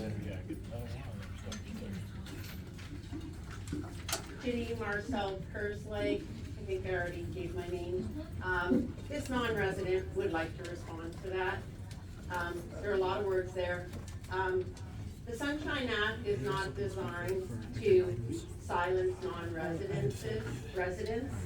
The Sunshine Act is there to ensure transparency and public participation.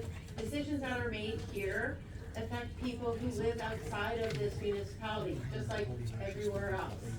You know, you might have somebody who lives in Nessapac or Sugarloaf or wherever, or even I live in Chester County. Decisions related to this massive project and all the power build out for it affect me, even though I live almost 2 hours away.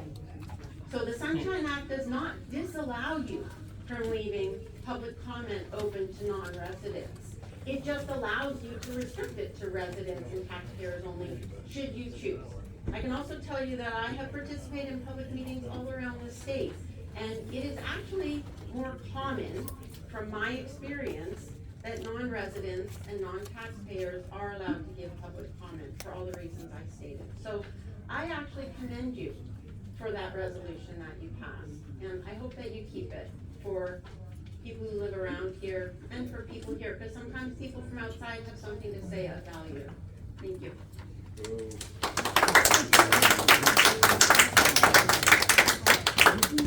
Anybody else?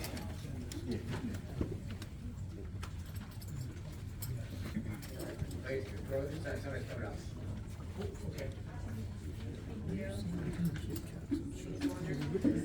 My name is Ashley Bart. I live in Hazelton, so I'm also a non-resident, and I also appreciate the opportunity to speak. My family lives in Sugarloaf. I grew up in Sugarloaf. I have hopes and dreams of moving back to a more rural area, whether it's here or Nessapac or Sugarloaf or anywhere. Unfortunately, a lot of people are taking that option away in terms of buying land. But I do believe part of the reason you may have enacted that ordinance is due to the federal EPZ zone, which does impact people up to 50-mile radius from this location. I think you could understand both here and in other area municipalities where non-residents have vested interests in your projects are because they impact us deeply, not because we just want to get up and say something. It's because it's going to alter our lives in a massive way, and it already has. That said, I do want to ask some questions and clarification. At the end of the hearing, I heard, I'm guessing these are developer representatives, I heard them ask about the ordinance of vacating the roads. I heard them ask you to deal with that in a public meeting. And I see that that item is on the agenda here. So I'm just maybe looking for clarification if that vote is gonna happen tonight. I heard you, I think it was you, Mr. Fogg, maybe you asked him to keep Market Street open until the new road is built. So just wondering then what happens with that item? Does it get removed from the agenda? Does it get tabled? And then just in the interest of time, if I could ask my other two questions, maybe you could answer them at the end. Let me ask you that first, there will be a decision tonight on that, the first page, there will be a decision, that's part of the agenda. Okay. First question, that's part of the agenda. Okay, thank you. The QTS master plan, is that this here, or is it somewhere that we could look at it? That's this, okay.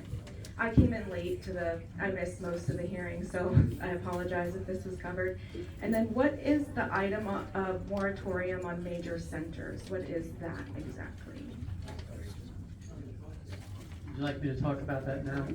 Okay, I know many folks are looking at the agenda and they see this on page 2, moratorium on major centers. I want to assure everybody that that language is very, it's not what the township is thinking of doing. And first of all, you have to know that there are currently 4 projects that have been filed. What the township is going to do is look at a curative amendment which would make rules and regulations for data centers and other power generating systems, like we have a gas plant here. But this is not going to affect the 4 projects that have already been filed. It can't. They've already been filed. We can't make up new rules for them as we go along. But if they, and I understand they're not gonna look at that resolution on the curative amendment until the work session, which is in a couple of weeks. But if they pass that, then that would affect any new ones that are filed. That would put a hold on them until we, the engineer, the solicitor, the code officer, the manager, and any other experts that we may need to put together such an ordinance, it would put them off until that's taken care of. But just so all the people wearing the shirts know, this doesn't affect your project whatsoever. Okay? Does that answer your question? Well, I just want to clarify one thing, because I'm not super familiar either. I understand there's another buyout that is of interest, but there's already been an application submitted for that? There's been an application submitted for 2. Okay. I just, in my own mind, call them Project 1, Project 2, Project 3, and Project 4. Okay? But Project Are they all 4, on here? No. But just so everybody knows, Project 4 is approximately how many acres? 190 acres, and it's right smack dab in the middle of the Project 3. So it doesn't affect anybody but Project 3. And there's nobody left there. So. Okay. So there is no moratorium affecting any of you folks who have sold your homes. And there will not be any moratorium affecting you at all. Okay? And then final question, out of curiosity, I mean, there are a number of serious legal concerns with this application, some of these applications, and the process at which these transactions happen, who was involved, and that sort of thing. So, in the event that that became a legal matter, how would that play out here? Can't answer that question. You can't make a legal finding before you even know what may or may not happen.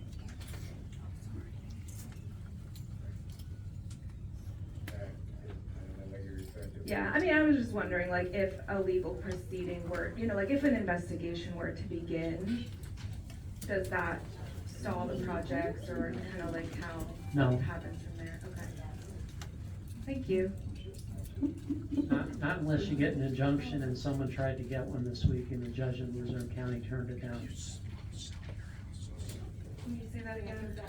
Not unless you were to get like an emergency injunction and somebody filed for one. The judge heard the case on Monday and denied the emergency injunction yesterday.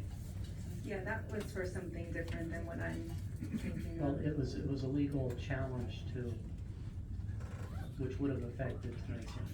Okay, all right, thank you. And just that it is our last opportunity to speak, I do want to express my appreciation for that. I believe it is a constitutional right to be able to do that when projects impact us so deeply. I'm also a PPL customer, so I will be absolutely impacted in that way. Thank you.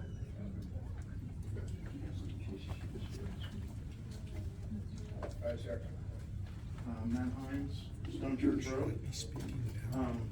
First off, I want to thank everybody here, but I don't like the fact that I've been held up from talking from people that don't live in Salem Township, don't get access to Salem Township. I do appreciate everything you guys are doing for us, but look around the room and see how many people in here are actually Salem Township residents by a show of hands. Do you think it's fair that anybody comes in here and tells you what you can and cannot do with your land that lives in an outside township? No. Absolutely not. I have a comment on that. Telling you. I have a comment on that. Who's telling anyone? I'm about to the comment when the gentleman's done, you come up. I probably come up like I told you when you're done. Don't turn this into an argument with everybody. So show of hands, who thinks it's fair that? Don't drag anybody to it, don't turn it into an argument. Okay, you're Do right. your thing. So, I just wanna say, I live in Salem Township, I pay taxes in Salem Township, I work in Salem Township, I pay taxes to work in Salem Township, as well as my property taxes in Salem Township. I don't think it's fair for people to come in here and say what we can and cannot do with our own property in Salem Township. When it comes to my family comes first. And I don't think other people from outside this township should dictate what we can and cannot do with our own property. Thank you.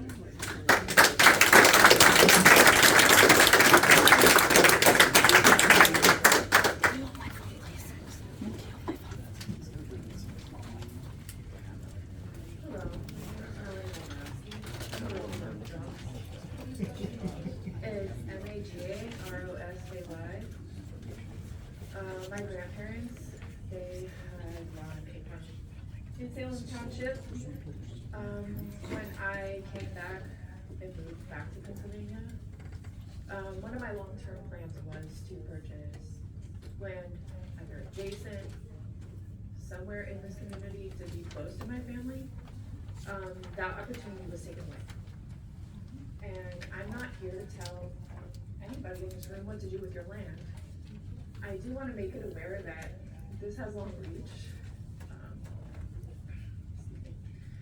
And one of my major concerns as a resident in the nuclear community that is housed in the Susquehanna State nuclear plant that kind of shadows this whole community is there are decisions that are possibly being made with this data center with military contracts.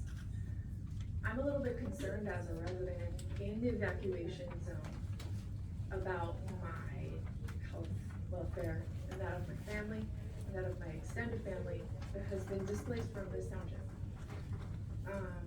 Some of the questions are, is this something that has been brought up in the conversations where we are now being placed at greater risk of nuclear evacuations in the coming future with these military contracts?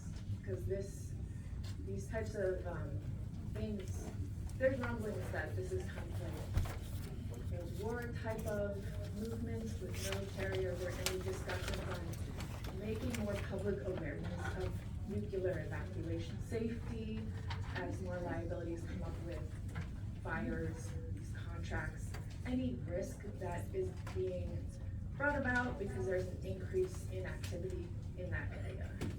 These are my concerns. Got an EMA coordinator, EMA team, like she said, I meet like once a quarter.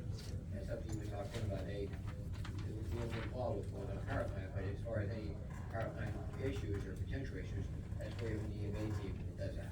And they meet with it quarterly or whatever it is, whatever you guys meet. So that's when they do that, in that room right over there.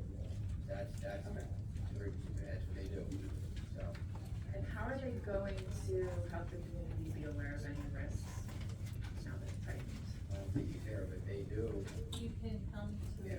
meeting. Okay, two people right there. August the 13th. Yeah, I was gonna report, I will report on that, but. Okay, he's on the agenda, he's on the agenda tonight, so.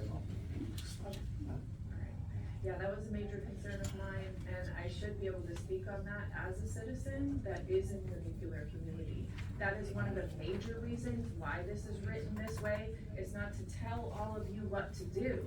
It is because we're in the line of fire of a nuclear power plant, and this affects us all. And I know this because my grandparents had built a nuclear bunker that I was in. And I know that a lot of your properties probably also have them. This is not like a new thing, so. Just to clarify, I mean, that's around curving, that's the way with the A-Main, like down to everything, go to the areas. Okay. Okay. Thank you so much. Appreciate it. Gabby? Yes. I'm Gabby Mellinger. I live in Berwick. I'm not a resident, but I am a part of the 10-mile nuclear radius of the stacks. Can you spell your last name for me? Yeah, Maltencore. All right, good evening, Supervisors, and I appreciate you and I respect the moment that I have to speak with you. So, thank you for allowing me to speak. I'm not a township resident, like I said, but I live exactly 5.3 miles from the stacks. My community will be directly in the middle of any future impacts that may arise. I've been attending these meetings since April 23rd, and in just 2 months, we still have no answers about the diesel storage, where it is, how far it is from the stacks, and what safety implications there may be. So, that's just for the nuclear. I appreciate the moratorium on the agenda. That's a step forward. But it's meaningless without a plan. So tonight I'm asking the board to publicly disclose the storage location and measure distances. You can commission and publish a safety assessment that includes impacts to the communities within the 10-mile radius. Pause any road sales or new development approvals until those assessments are complete. You can hire an independent expertise if you don't have it. You can give us a timeline and commit to public hearings about the nuclear radius. But we are paying attention and we would like facts. Please use this pause to get any answers for your community in mind before any more development continues. Thank you. Yeah. Right. Please make sure that My name's Robert Allen tonight. I do live in Salem Township. I'm here tonight to tell you that I would support a moratorium on data center expansion. I know that the landmen that have been in the township have been very open about the need for an intense infrastructure build-out that will follow any overlays that you approve going forward, any more overlays. Some of these impacts will be outside of your overlays. They will include PP&L switch yards, more gas plants, solar farms, and possibly more nuclear power plants. Unit 1 has 16 years left in its operating license. Unit 2 has 18 years left in its operating license. The average age of a nuclear power plant in the US is 44 years. We are there now, 1982. The limiting factors on relicensing are reactor vessel and containment vessel integrities, which are known to deteriorate over the years. Okay? The landman also state that the residents of this township deserve compensation because they live in the shadow of the nuclear plant. Everyone who lives in Salem Township lives in the evacuation zone, in the shadow of the plant. But it's only a select group of individuals that stand to benefit from this buyout. So my question is, I ask myself, who's gonna look out for the interests of the residents that are left? And I really think it's the supervisors, our local elected officials. We don't know what the long-term effect of this development is gonna be. You've already approved 4.5 square miles of data centers, possibly on the way to approving 11 square miles. And additional doors are being knocked on right down to Columbia County. Fine. Everybody has the right to sell their land, but I really think somebody needs to stick up for the rest of the residents in the township. Thank you.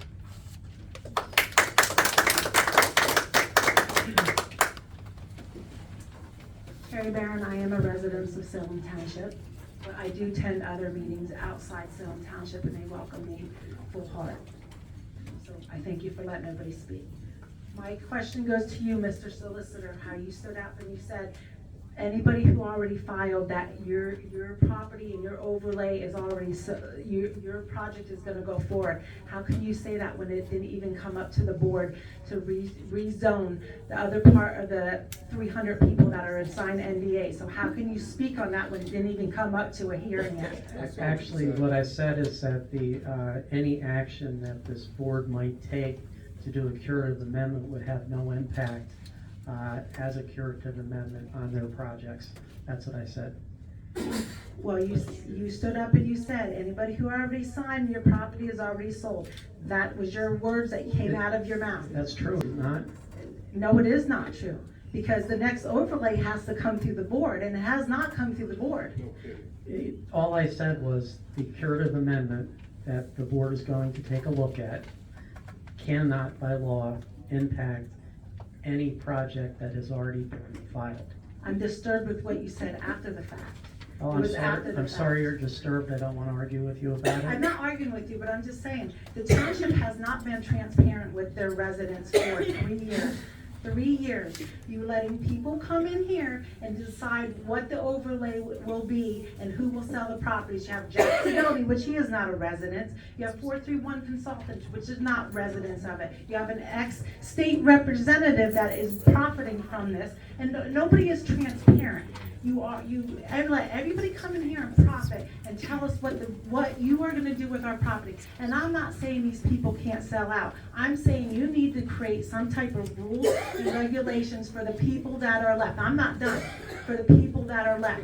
As you stated, 4 months ago, you said this is a learning curve. And I repeat you, and I'm gonna repeat you constantly, this is a learning curve. We learn as we go. Mistakes will be made, but you're still setting up there and continue to make mistakes. And I am gonna use the word very disturbing, because it is. I am a taxpayer resident. I understand data centers are here, AWS and QTS is here, and that is fine. I am asking you for some type of regulation so there is not another North Market Street, because there's always gonna be residents left. And that is what my statement for you. And for you to stand up there and say, well, your properties are already sold because they're sold. That is incorrect to tell these people with the shirts on. That is incorrect. The overlays and everything has to be approved. And I'm just saying, be transparent. So choose your words wisely, because it is very disturbing. Thank you.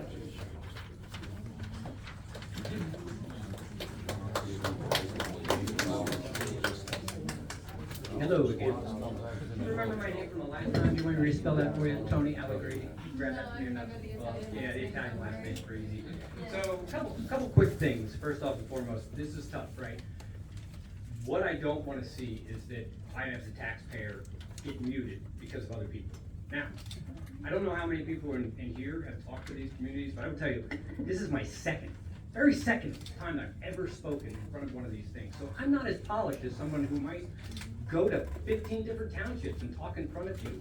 And I worry that being a taxpayer, that I'm muted a little bit. So then my suggestion is, let's find some medium.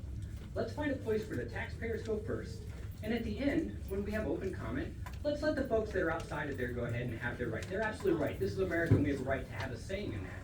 But at the same token, I think the fact that we're paying taxes, the fact that we're residents, should give us a little bit more, I don't know, let's just say a little bit heavier vote, a little bit more sway. We're the ones that are, at the end of the day, are impacted. And quite honestly, I'm not a professional speaker. It's the third time I've ever talked in front of one of these. How do you expect my voice to sound so good as somebody who literally admitted that she goes to 5 or 6 of these a week sometimes, or whatever the case would be? So if we're gonna look at this resolution, let's at least think about how we can make it the fact that, you know what, there's a lot of normal people here that get very nervous standing up here in front of people and talking, and you got a lot of people that do it all the time. And it's not fair for those that don't do it to be muted when that goes through there. The second point I'd like to make is, I heard somewhere that we're gonna be in a heightened bit of security. In a town that used to build tanks during World War II, we do not want to make sure that we are on a list in some way, shape, or form or another. Okay, that's fine. But then I ask you this, if we're worried about our security, I'm gonna actually say this, please don't tell me where we're putting thousands of gallons of fuel. Because the last thing I wanna do is have our allies, or our enemies rather, look up and go, hey, there's a really good place to bomb because they're putting 200,000 gallons of diesel fuel there. So if you could just go ahead and just, if you don't mind, if you could send it over to the Middle East so they can bomb us on that side. Because how big are the nuclear reactors? How big are the walls in there? They're not gonna bomb that, they're gonna bomb it. So this is not open for public because I wanna feel safe at the end of the day. And that's the whole point of this. So please make sure that we're thinking about our community first and foremost. Please don't call me a sellout. I did not sell out. I sold? No, I did not sell. I agreed to sell. And there's a lot of hostility here with words like that. That's what was said. They sold out. These people did not sell out. They sold their property like anybody else has a legal right to do. And I'm tired of my neighbors constantly calling me a sellout because I'm thinking about my family and I'm thinking about the other things that are there. It's unfair, it's unconstitutional, and we shouldn't be doing it. Those are my requests, and I'm under time like the rest of them.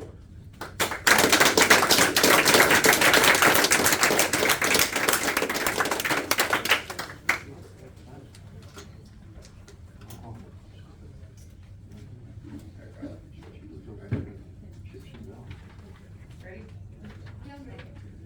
Carlo Pierbach. You're good, I got your number. Ready?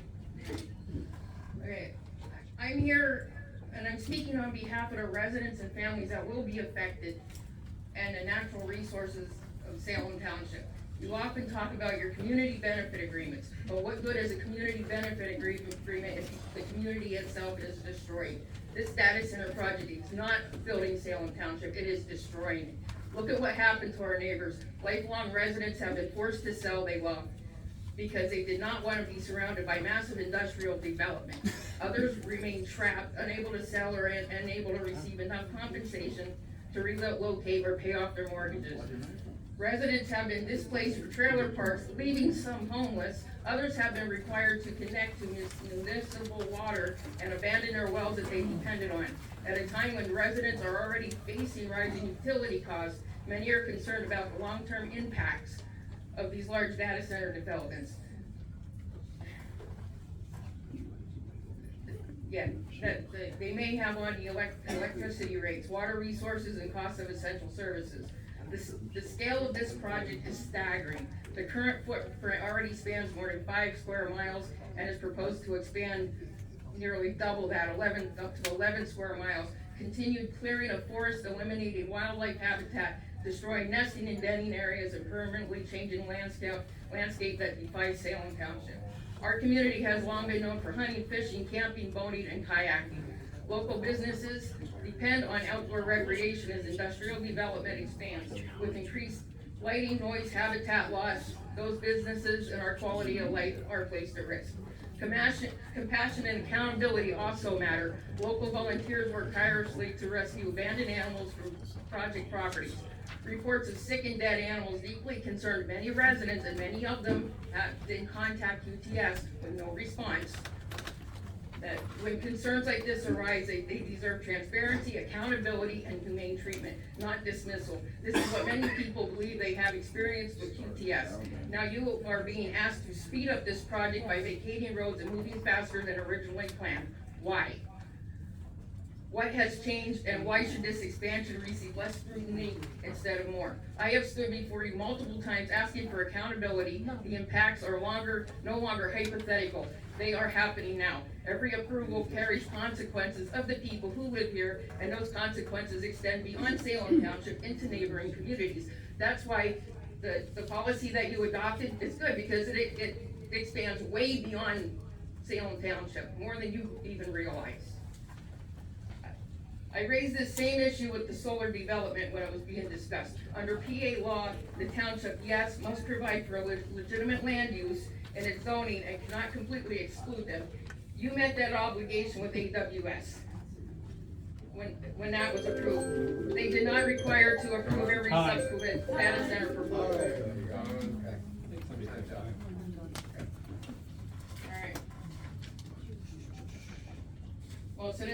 since I didn't finish, I am submitting this for the public record. Okay.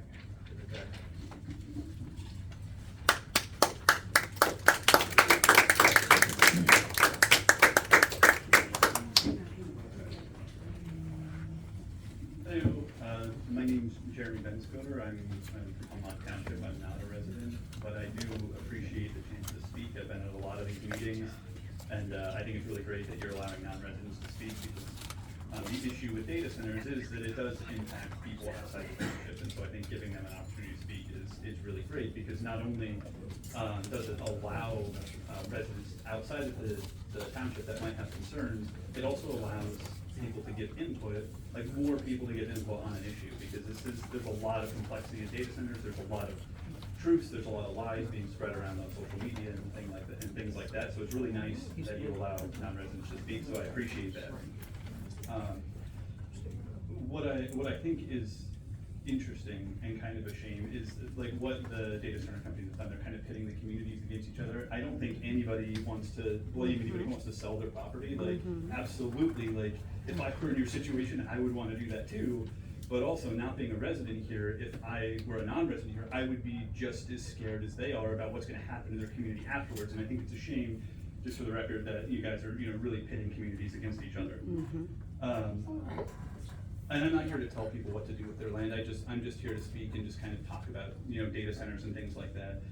And I think that you should keep the amendment that allows non-residents to speak at things like this. And I really think that the curative amendment that you're thinking about approving is a really great option. I've spoken at a lot of different townships about this stuff. I think a curative amendment is a really great idea, because it will halt applications and allow you to get the ordinance right. Because I think that's important. I think you can't ban data centers, but at the end of the day, if you can put things in your ordinance like, forcing a data center to pull from public water versus groundwater, that makes people's wells safer. Just things like that, setting the setbacks somewhere comfortable, setting the sound levels at an acceptable amount. So I really appreciate that you're looking at passing the curative amendment. I do think it's a little too late in some regards, but I think it's a good thing and a good step in the right direction.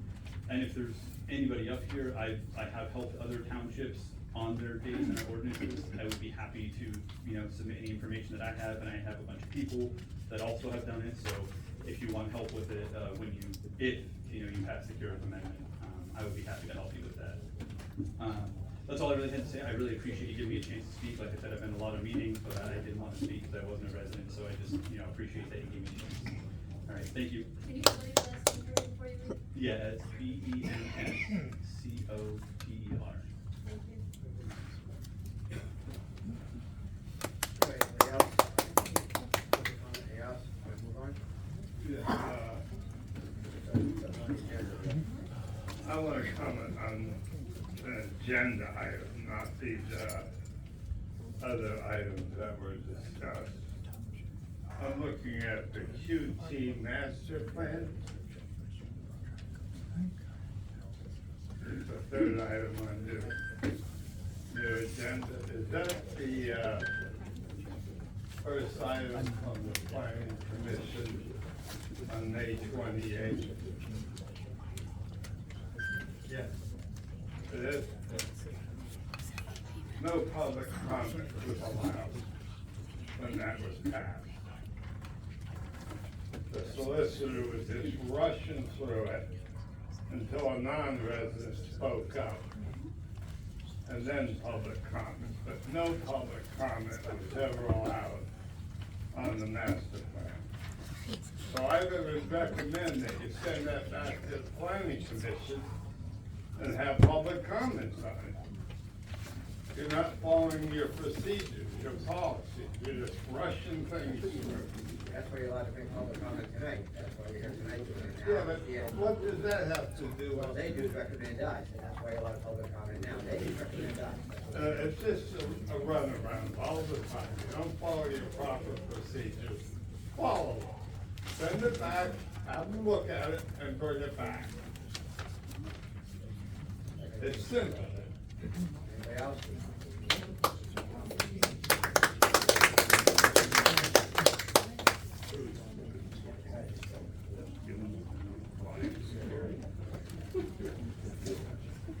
Wellington Davenport, Beach Haven. I wanna reiterate what I said before. Mr. Bogert read something, I guess it was from state law, that said, you guys work for the residents of Salem Township. You don't work for QTS.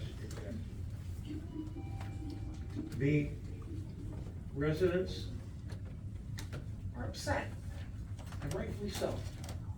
A lot of stuff went through that they didn't approve of and didn't get a chance to comment on. I was told, oh, well, you should have come to the meetings. Well, those of us that work for a living, you can't make all your meetings. Now, people are taking off work to be here at 5 o'clock. This gentleman just was talking about the planning commission meeting. Yes, I was there. That was voted on before any public comment was made. When we're talking about allowing people to speak, if you rule out comment from people that are outside, the state representative would not have been allowed to speak when he was here. Again, you guys were elected to take care of the residents of Salem Township. Take care of them. You're not elected to take care of you. The guys with the deep pockets. Thank you.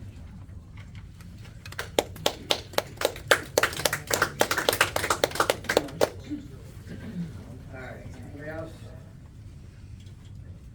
Move on to the next. Correspondence. We have probably 7 or 8 different correspondence here from various residents. And just, I could read these if you want to do it, but you guys don't have to read it. There's positive stuff, they thank us for different things to the community. And they sent them in to Amy, preliminary agenda here. Thank you for giving your time and energy to serve our township. I know work is always easy, but I appreciate the many hours you spend making decisions benefit us. Take a moment to thank you. It's easy to look out for people working behind the scenes, folks that overlook people behind the scenes. Dedication to community does not go unnoticed. I appreciate your service and positive difference you make. You're like 7 or 8 up there. So it's basically to thank you for different people within the community. Some more than others, I'm not necessarily read them all night long, but just want to, let correspondence, part of the correspondence, we got a lot of positive comments in addition to the, stuff that we hear up there, but just want to read that out, read a couple of those, we get some positive correspondence, so I want to read those, so. All right. Well deserved, well deserved. Treasury report, Amy. Okay, so the state fund had 267,847.26. Interest was 693.47. The general fund had 3,725,857.68. Income was 206,729.85. Disbursements of 1,696,768.61. Community fund had 50.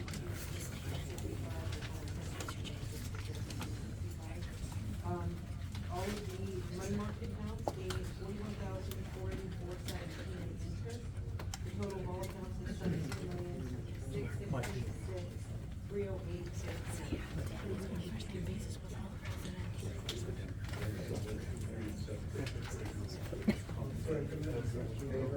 See Mike. You see it.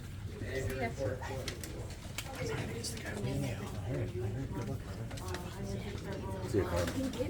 Office local record appeals, loans,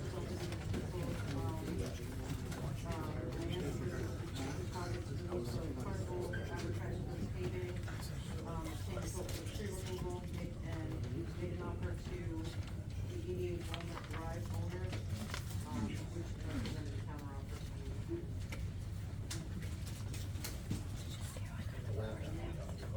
You're a laptop on here. Oh, yeah. Yeah, so the laptop that I have that we use for meetings, like we are using right now, and also I can use it for Teams meetings and, any kind of remote. When I try to start it and open it up, it's so old, it takes like a half hour for everything to like update and things to get everything and stuff like that. Sometimes it doesn't, like I have to hit and restart because it won't move forward, kind of get stuck. It is, I can say, I was here before I got there.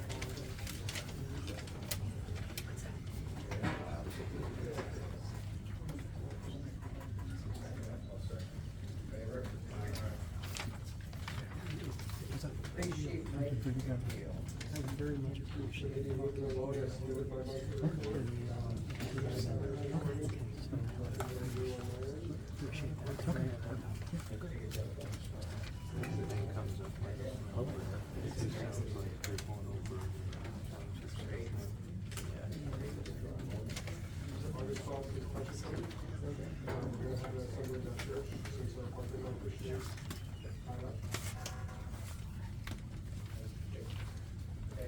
Thank you. DPW foreman Ed Fenton's report. Report to the supervisors. Quick notes. We did the demo down there at the carnival grounds, and we got that all cleaned up. It's real good now. Roll up doors, the guys asked for, the second stand, they are in. The old ones are still there. The new ones are in behind it, we are in. Look great. Just gotta get a good update. And then, this month, one of the big things is we'll get ready for the carnival fire company, working on, redoing the electrical and stand down.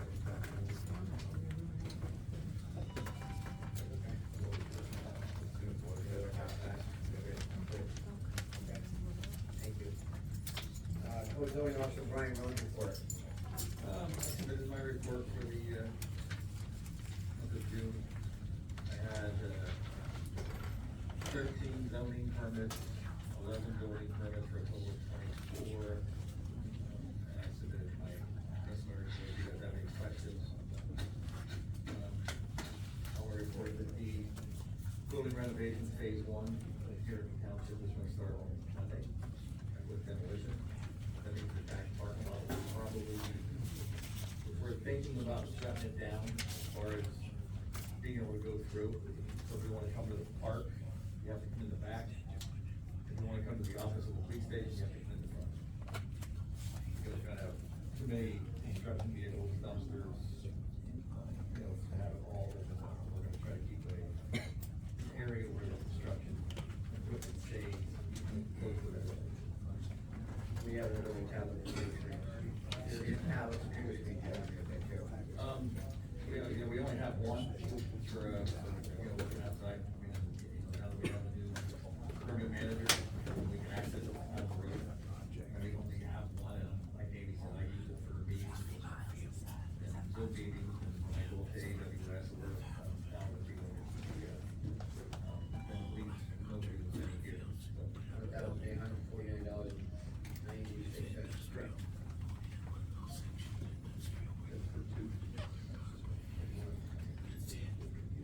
Yeah, it's the screens and the whole bit, and it'll.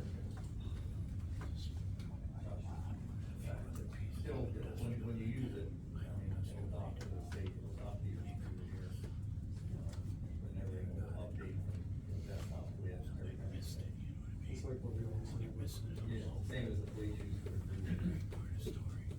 Maybe use the two screens for his computer because, or for John's computer because his has just like one whole screen. It's very difficult to see when you have to have two things up. First is the, one second, Favor? I got the house over here that burned in 2023. Need that taken care of. we're working with the insurance company right now, trying to figure out what's going on. Talked to 3 years. I know. Born in house on Chicken Valley Road. Every time I see a report, it says the guy's trying to sell. Was it priority on this? You don't make it happen priority.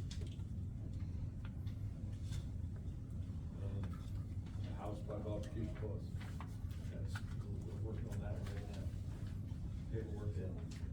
Leo's property. We'll do anything with Leo's property.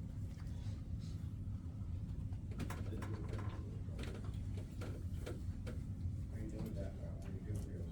We're gonna maintain it until he gets out of jail. What about the house in town owns on Bell Bend?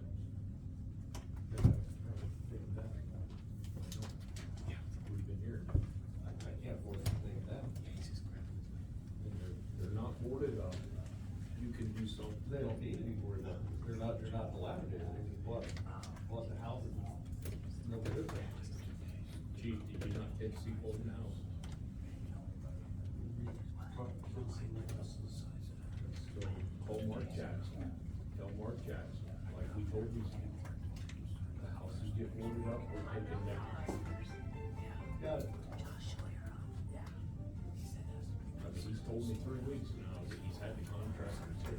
So you talked to him also? Yeah. He did nothing. He said the contractors are here, so he was gonna call about going on. So if you talked to him, and I talked to him, and he did nothing on this file, like they said, now, we'll go that route. I'm not gonna keep, you've already talked with him. And I've talked to him. And he has the permit to tear him down, he didn't do anything. I'll just file a citation. But what I'm saying is if it was me or a property owner, we may do it. Now you got these big corporations that do whatever they want. If we made these people board up their houses and they have controls there, town and AWS should be doing the same thing.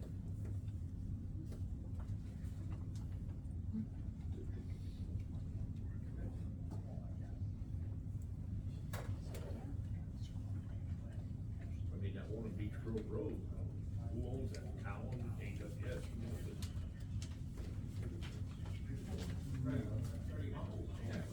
It's still standing there.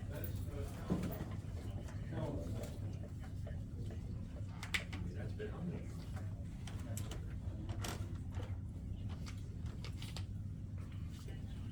Either Ted John on the road, if he's taken care of, or, I mean, it's not fair to these guys, they're all doing it out. Like I tell you, EWS does what they want. I hate to tell you.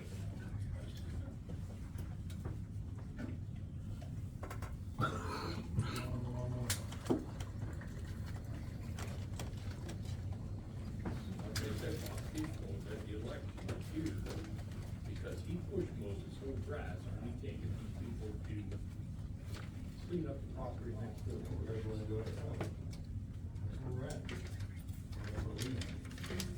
Somebody owned it, or, I mean, you see, people live in this. We've given him letters, we had the police deliver letters, and that's the kind where he lives. Same with the fuel tankers.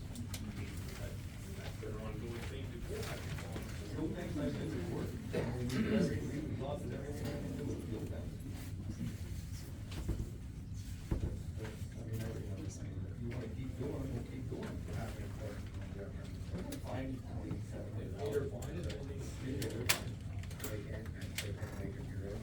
We have to do it ourselves. That's good. Put it in the price.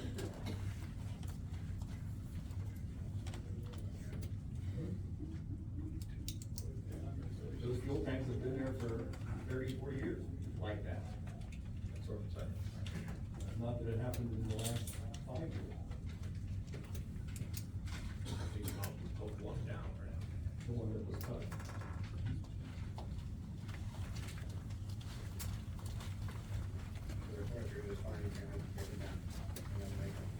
Then it starts cleaning it up over and everything, and it looks well, it's back up after that.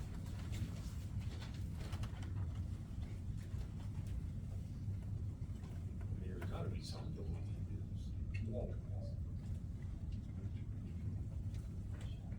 You always have the option of condemning property, but then that puts you in a legal position where you have to pay, take everything down, and then you have to try and get your money back. Well, you get your money back, is put a lien on it. And then there are many steps you can take after that that can lead to a lawsuit. But, you know, winning lawsuits is not the problem. What the money's cost is the problem. So, all these houses you're talking about, you can have them all, if you want to, but you're gonna pay to take them down. And you may or may not ever get your money back. That's the final. Is them. The one on Front Street that we did, it was a grant. That guy's done nothing and still doesn't mow the grass. And there's nothing you can do. Wouldn't mow the grass. Put a lien on his property. That's it.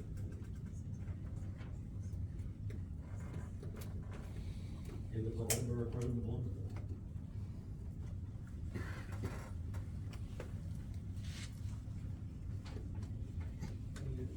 What you have to do when you have a lien, you wanna move forward with the liens. What you have to do is you have to file, what's called a writ of certification, which is a somewhat antiquated, statute, but it allows you to take it to court, and, then, the judge decides whether to turn your lien into a judgment.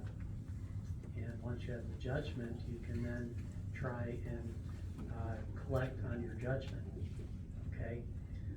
And that's where you run into the issue of collecting the money. I learned early on as an attorney that winning the lawsuit's the first lawsuit. Second lawsuit is collecting the money. And, you know,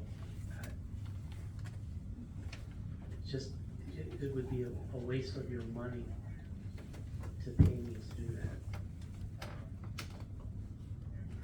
mean, I'll file 100 writs of certification if you want me to, but it's a ridiculous expense, and the end result, you're not gonna be happy with. Well, how can we tell them people they have to board up their houses? Well, you can tell them board up the houses. They did. No, you can tell, I don't know which houses you're referring to now. Tell them board them up. I mean, like I said, I talked to him 3 times. He said the contractors are gonna tear them down, but they don't tear them down.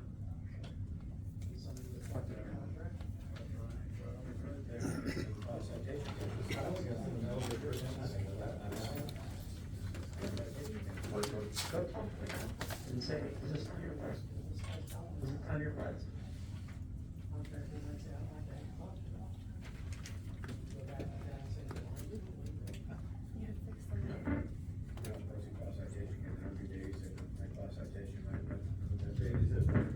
Exactly, I did a class citation, but didn't do it.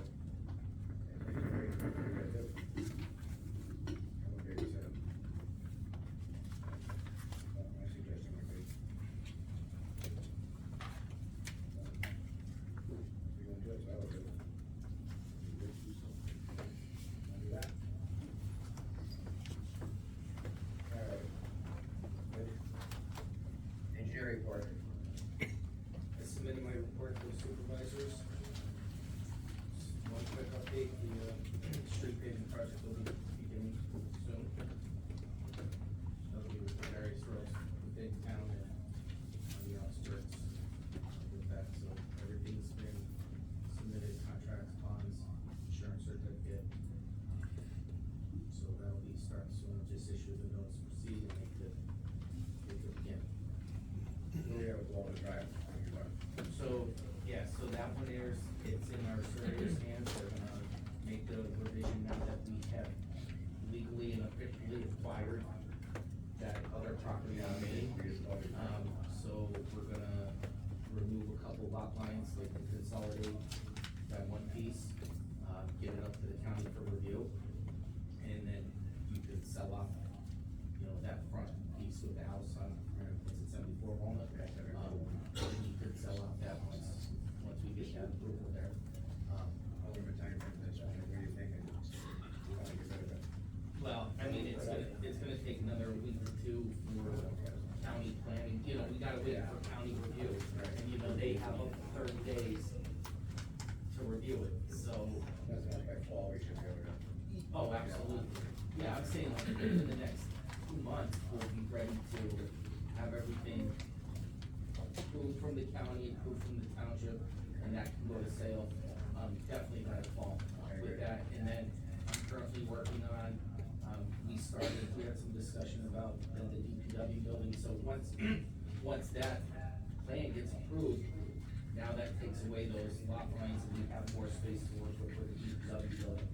So I would say probably within the next couple of weeks, you'll see something in front of you guys, you know, as far as the engineering that's gonna be required for the DPW building, and the salt shed and everything like that, so we're, you know, it's that step by step, we need that consolidation, subdivision, before we can get into the land development.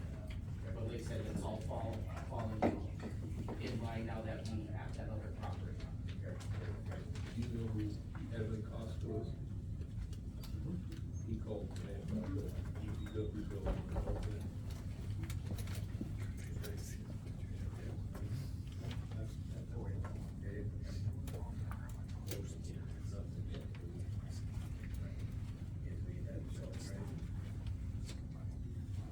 Okay. All right, Bosch report. Here he comes. At our last meeting, both Steve and I made a motion to eliminate the township payment of $134,640 a year, because our balance with the AWS tapping fees, our new balance in our fund for the township is $2,294,716.53. So we're the highest member of the sewer authority by a large margin. But the other thing too is we still have to realize that we have a Penvest loan around 4,800,000 and some thousand that we still have to pay off, and I don't know when the payoff date is. But right now, our residents are paying $50 a month, and I'm gonna try and explore possibilities that we can maybe go even lower for the residential rates, take it down even some more for them, because we have enough money in the pot. Plus, AWS is buying us a new filter press, and QTS is committed to maybe putting the extra line in, that the line going up Cybert City is a smaller line to alleviate any bottleneck on the line for future growth on Route 11. So, QTS is working with Gloria and Danny Peters on, possibly footing the bill for that. And a new pump station, and some other things, so we're doing real well.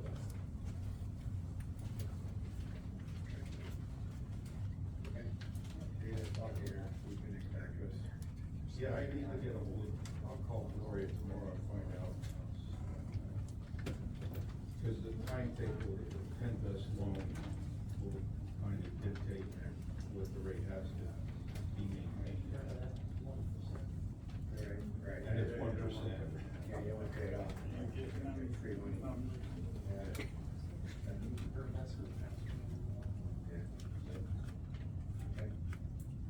Okay, thank you. Fire Chief Lee Smith's report. The only thing I have to add is our new truck is here. It's parked out by the police station. You guys had a profit for $32,077.59. Yep. Good. Good. Pretty good. Okay. You saw the truck. Yeah, you saw the truck.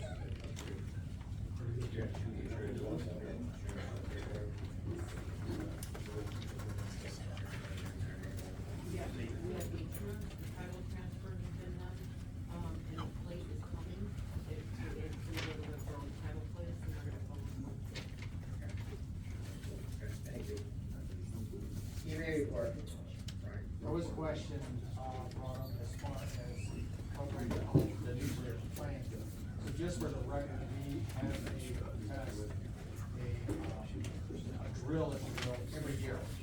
1 year, we have for us in the state, sponsored by the state, the alternate year is sponsored by the first. This year is gonna be, ultimately, we'll be having a federal drill.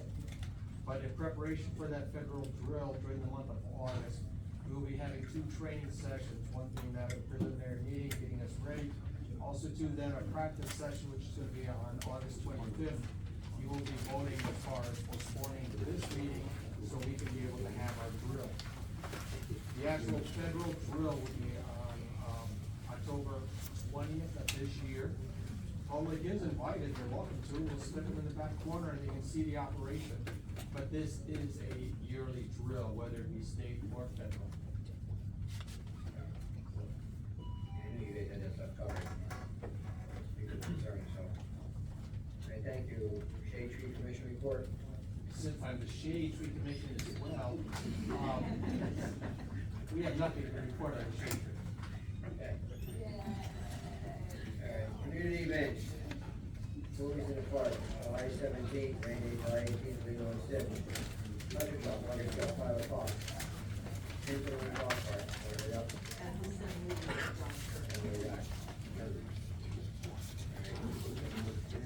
Yeah, it goes.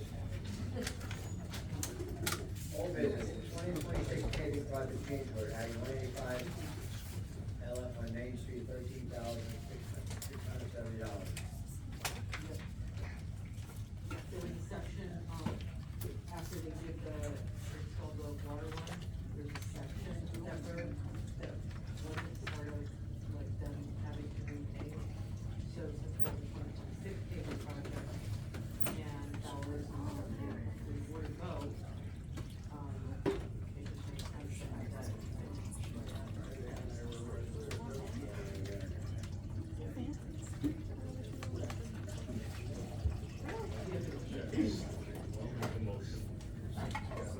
Favor?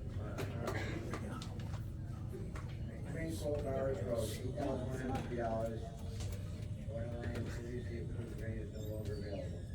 Yeah, it's $1,000 more. Unfortunately, but there's not much we can do about it.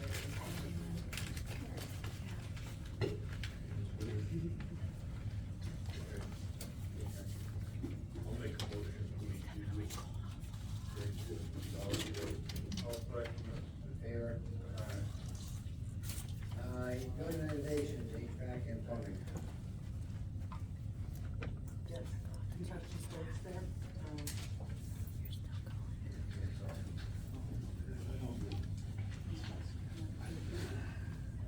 Because nobody really be doing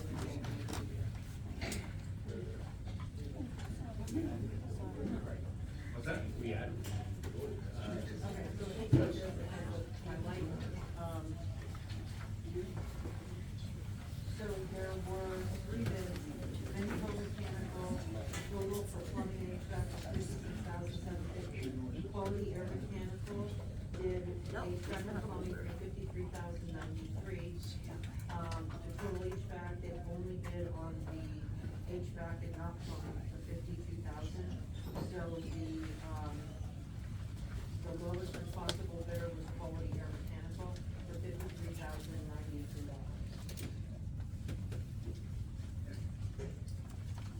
And this fits in with the $10 million.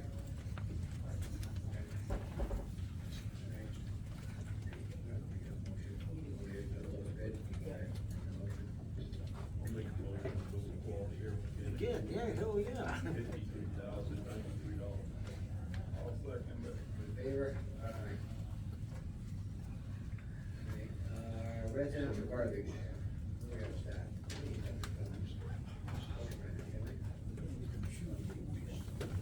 No, so, yeah, we still put this up in, I did Oh, they talk have? to Berwick Borough, and that's also. I think that's all And they down. said that, Pretty like, up they'll on it. discuss, doing like a recycling and DPW and stuff like that, but then we have to take somebody in. Because you did have it before, but you had to end it because people were throwing their kitchen garbage in it.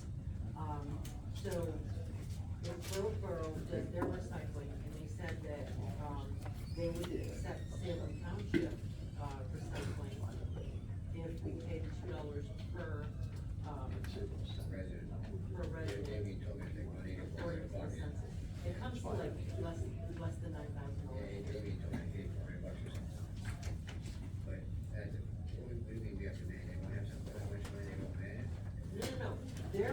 So, I'm saying ours, without it being land, Okay, like, right, the right. kitchen Yeah, so garbage, we did, throw it in there. he also told me, I know we do the shrubbery now, which is a big help, but, you know, we do the shrubbery for us, too, part of that. He told me that. Oh, yeah, he it's told me shrubbery, that. yeah. Yeah, he told me that. They'll do that too. They have extra shrubbery, or they can't go. But for residential orders, that would have to go out to bid for the pickups, and I know somebody asked something about, refunding residents. Well, yeah, we're talking a lot of people, and they don't want to give up the garbage service. Okay. The garbage service also complaining that when we put a bid out there, we would come up with a number and then reimburse residents if we told people. Can we legally just send people a check, say $500 towards your garbage? So the answer to that question, I'll have before you have to move it to the lease. So that would be the easiest. Plus, if we take a company. And they can take their own. I would also suggest. And we could do. But I would also suggest, because some people would take a check and still not have a garbage man, and still toss it out the window as they're driving down the road. So I would suggest that we have to get evidence that they actually have a garbage pickup. Well, yeah, it would, but I don't know, like if some people would take the money and not. Steve, I really don't know. Plus, if we mandated a certain company, the garbage certain company, every time someone does something, it's money to us. If we do one company say they're doing it, that's they did something, forget something, it's also where we're not, you know, so if you, whatever it is, like Mr. Garbage, or something, made a mess of it or whatever. I'd rather let people keep going and real no problem, comes to garbage, reimburse them. We can do that, rather than that. I do remember 2 years ago, looking into whether we could take this property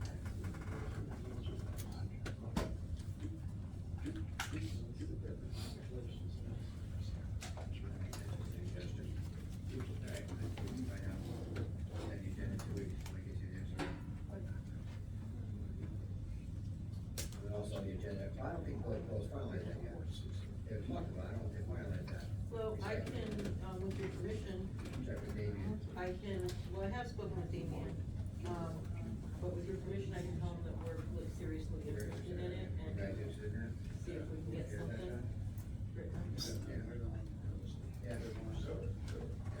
Yeah, see if they're, last time we said they didn't finalize, that was their plan, so.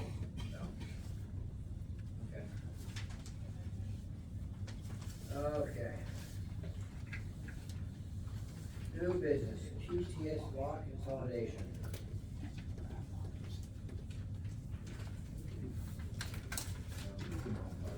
So the lot consolidation was reviewed by the planning commission, you've got your letter there from the planning commission. You guys have got your packets, reviewed it yourselves, do you wanna take over and give a quick brief synopsis of what you're doing? Sure, quick synopsis on the lot consolidation plan. QTS acquired, I believe, 180 separate lots that, are 1,700 acres. And, in order to develop it, we're desiring to remove all of the boundary lines, of those, lots to create one lot for zoning purposes. So that's the purpose of this. It's reviewed under the Township subdivision land development ordinance. It's been reviewed by the planning commission, and by Brian, and I believe we have clean thirds from Rocco on that. So we're requesting that plan be approved so that we can get it signed up and recorded. It was reviewed by Channing, reviewed by Rob. There was a couple of items that were still outstanding that they have since completed, and everything's done, it's on the list. You'll need to do 2 different motions, one to approve the lot consolidation, and one to approve the modifications and waivers. Modifications and waivers, I can let Rob speak to that, most of it's just stuff from the plans, I mean, because they don't meet the size that we have in our ordinance. The 2 waivers being requested are to consider the plan as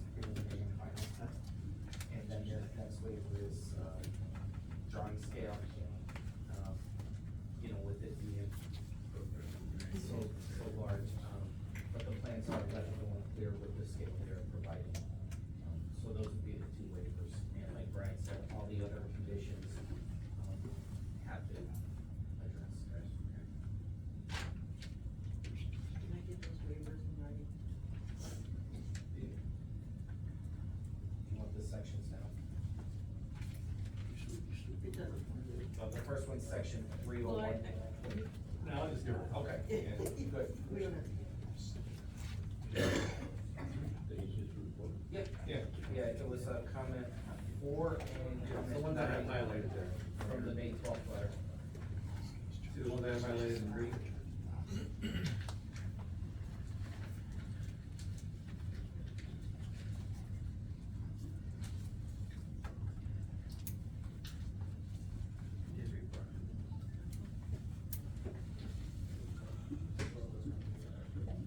Did Brian's report or?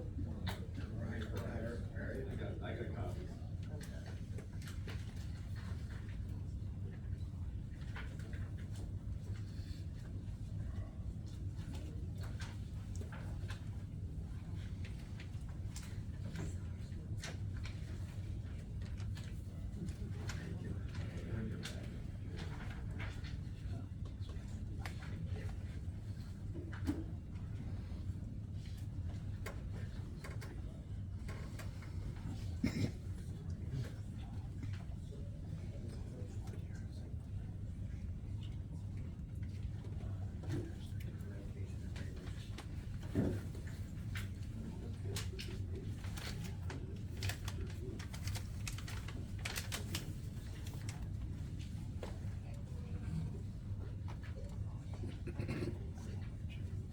Addressed all the green things?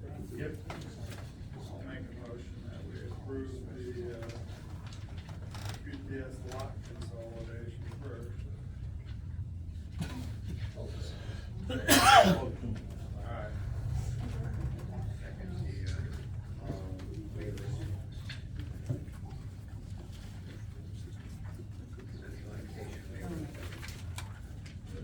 I'll make a motion that we do the modifications and waivers, since they were all met. Taylor. Next, ordinance 2026, vacating property on Market Street, Clay Road, and Monson Loop Road. That's the hearing.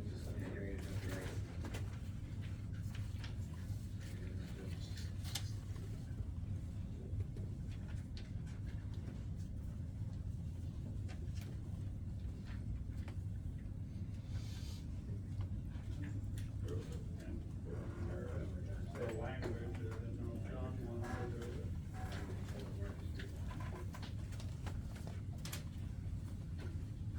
I'll make the motion that we allow, that we keep Market Street open. We can upgrade cemetery. The water runoff on cemetery, provide its property. And until you can come back with us for the new road. Just to clarify, do we come back with a plan for the new road, or? I would like to see the new road, Okay, if you can. okay, so my And understanding if you that, can, keep Market Street open. this is a motion to approve the ordinance, with section 4 revised to include, those provisions. Yes. Install, or you want to do plan for it, the new Market Street, or Market Street? You know how the road's gonna go. Yeah, the plans that he's talking about are the land development, land development would be, I mean, it's on the map right there, you know, but I mean, when these guys get done doing land development, you know, I mean, it has to pass land development before you can actually say that's what's going. You know what I mean? You know what I mean? I mean, we have to get the, you know, the water retention, the stormwater, the basins have to go in, everything's gotta go in. So we could move 2-3 feet either side, you know, or something, I mean. So that design's done. You know, they can't present anything. And we haven't, you know, obviously we'll go through land development, go back to planning, back in front of you guys. Market Street, you know, at least until further down. Sure. Why they're saying 9 months. And what the motion would be is that we have, you're approving it, but we have to revise section 4, to include, land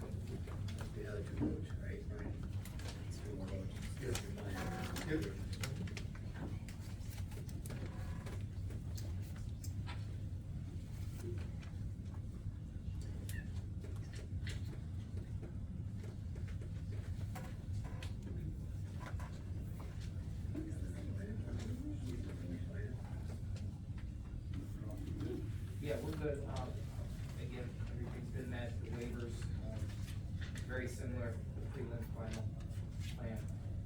The plan scale, there's 3 different ones for the plan scale, because again, how large the property is. So that's 3 out of them. The one is for the cul-de-sac lanes, you know, they're not constructing them brand new, you know, they're adding the bulbs onto those existing sections. And then the last one is, about not providing sidewalks, you know, externally. You don't have sidewalks anywhere up there now. Right. You know what I mean? So why put sidewalks in, you know, where there's no connectivity right now? So those are the 6 waivers. Brian has that listed in the sheets he just gave you. And then again, all the other comments, the remaining, what was it, 3, have been addressed.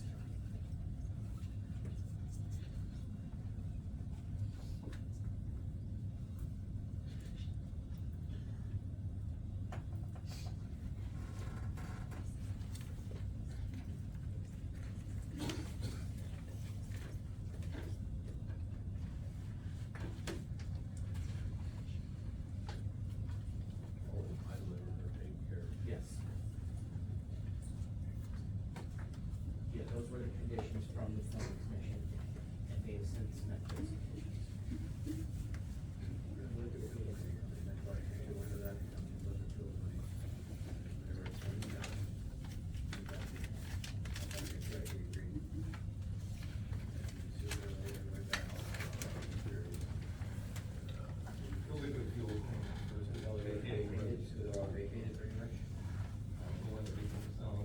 When does that become due?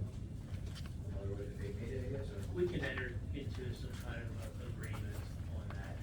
I just saw that. Yeah, we'll enter into some kind of agreement on that before the first land development plan.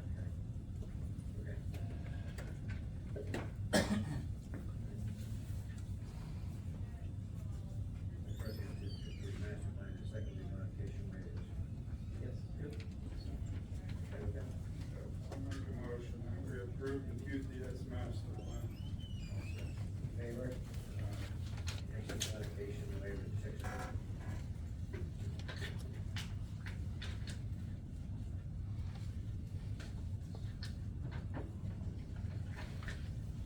Make a motion that we approve the QTS modification and waivers that are spelled out. I'll second. Favor? Aye. Okay, Resolution 19 of 2026, adopt laws or local limits. It's just a formality, so how much metal we're allowed and all that. Okay. You have to do it by law, by law you would do it once a year. I make a motion, we adopt resolution 19 of 2026 for the local limits for the borough area and sewer authority. I'll second. Favor? Aye. Moratorium on major centers. You already talked about that, but since you have it on the agenda, you have to make a motion to table it to further notice. Give them amendment in a couple weeks. Okay. Table it. Why? I'll make a motion that we table it for 2 weeks. I'll second. Favor? Aye. That'll be part of the workshop.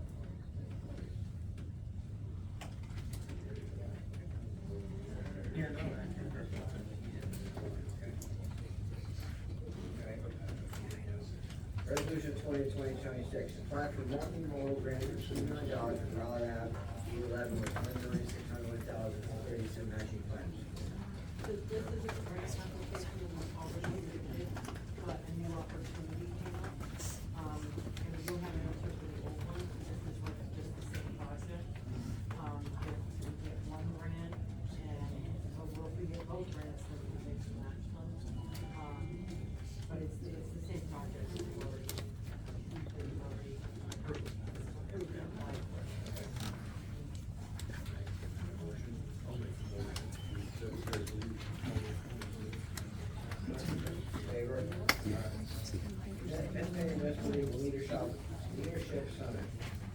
$270 for $190 tonight. Yeah, I'll probably, no more than 3 minutes.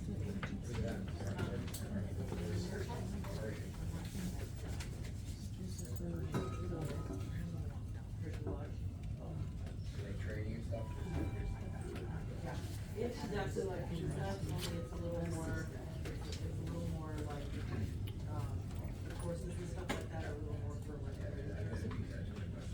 When is that? October. 3 nights, you're thinking?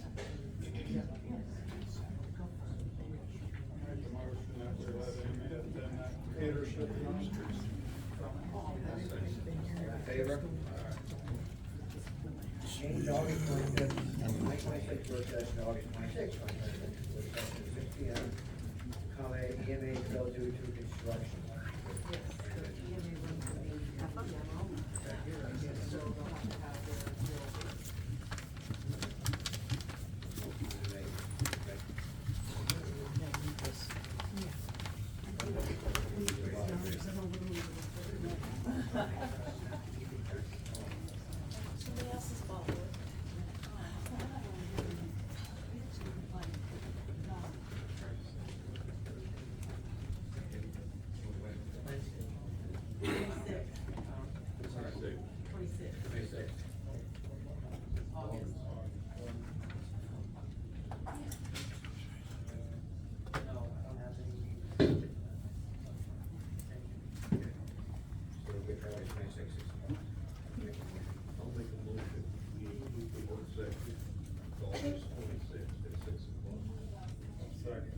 Favor? All right, for the good of the township, anybody possibly anything else you wanna say? Amos? You're already here. You're already here. You're already here. Who Go wants to ahead. go first? Go No, you're already up there, go ahead. You're there. Any updates on the traffic signal up at Amazon? Yeah, the PennDOT. So the PennDOT permits have been issued, so everything's ready to go. We're waiting on the reimbursement maintenance agreement with Amazon and Salem to be finalized between their attorney and our solicitor. What's the meeting more about? Maybe 10 o'clock. I think that's a PPS traffic study. Was that what it was? I don't know, maybe it's, I don't know. Supposed to be there. Maybe it was an Amazon traffic study one, I don't know. Not to my knowledge.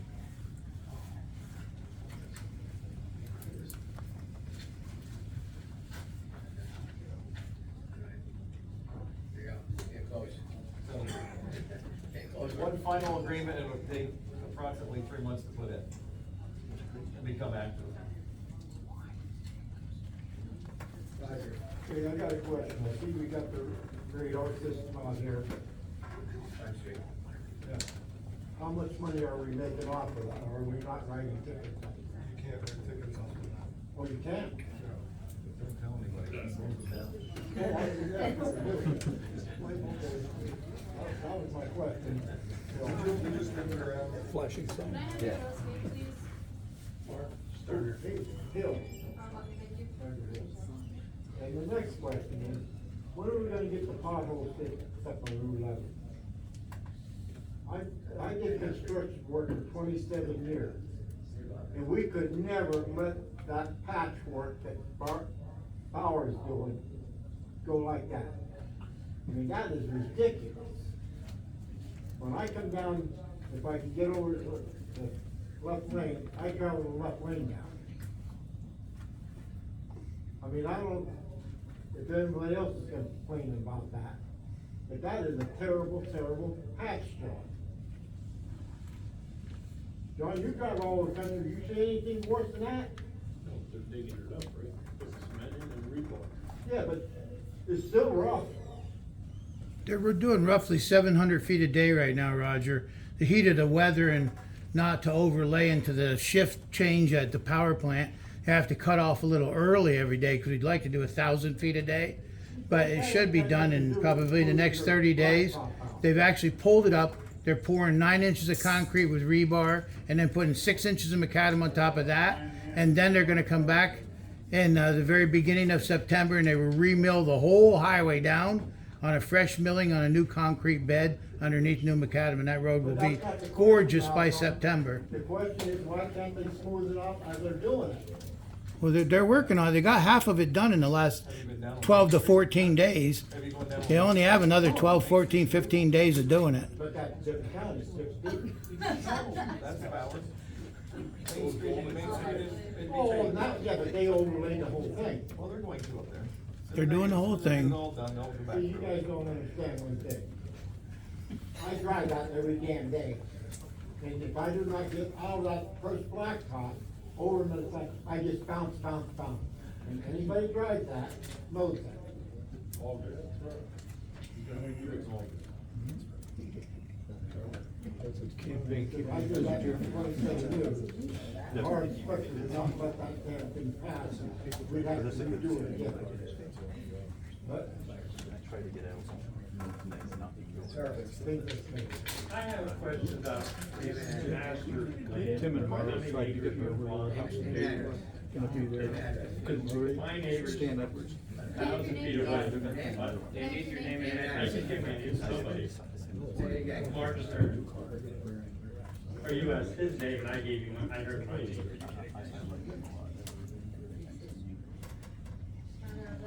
Stern.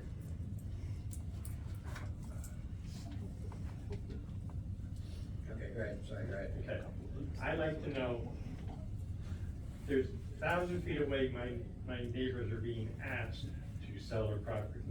I don't know what, and I guess it's 432, I don't know who's coming and asked who is. I don't know how much they're asking, are they gonna ask me, my house or not? Cause I don't know how much their master plan is, and how much acres they wanna buy, and how many houses they wanna buy.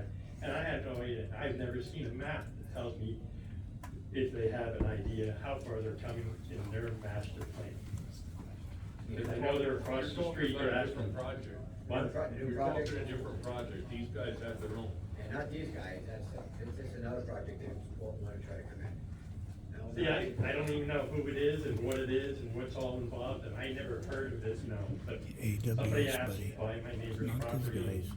And I know He's a one said they are, QTS. and one says they're not, so He's I don't even know where what, AWS is. who it It's is not and what it's QTS, all not about, this because board. I just would like to know what's going One on. we're thinking of, it's 4-3. I don't know who it is, they never told me who it is. That's, I mean, that's who's going on doing it right now. They're still doing it. So, 4,000 acres back there, looking at right now, 3,800.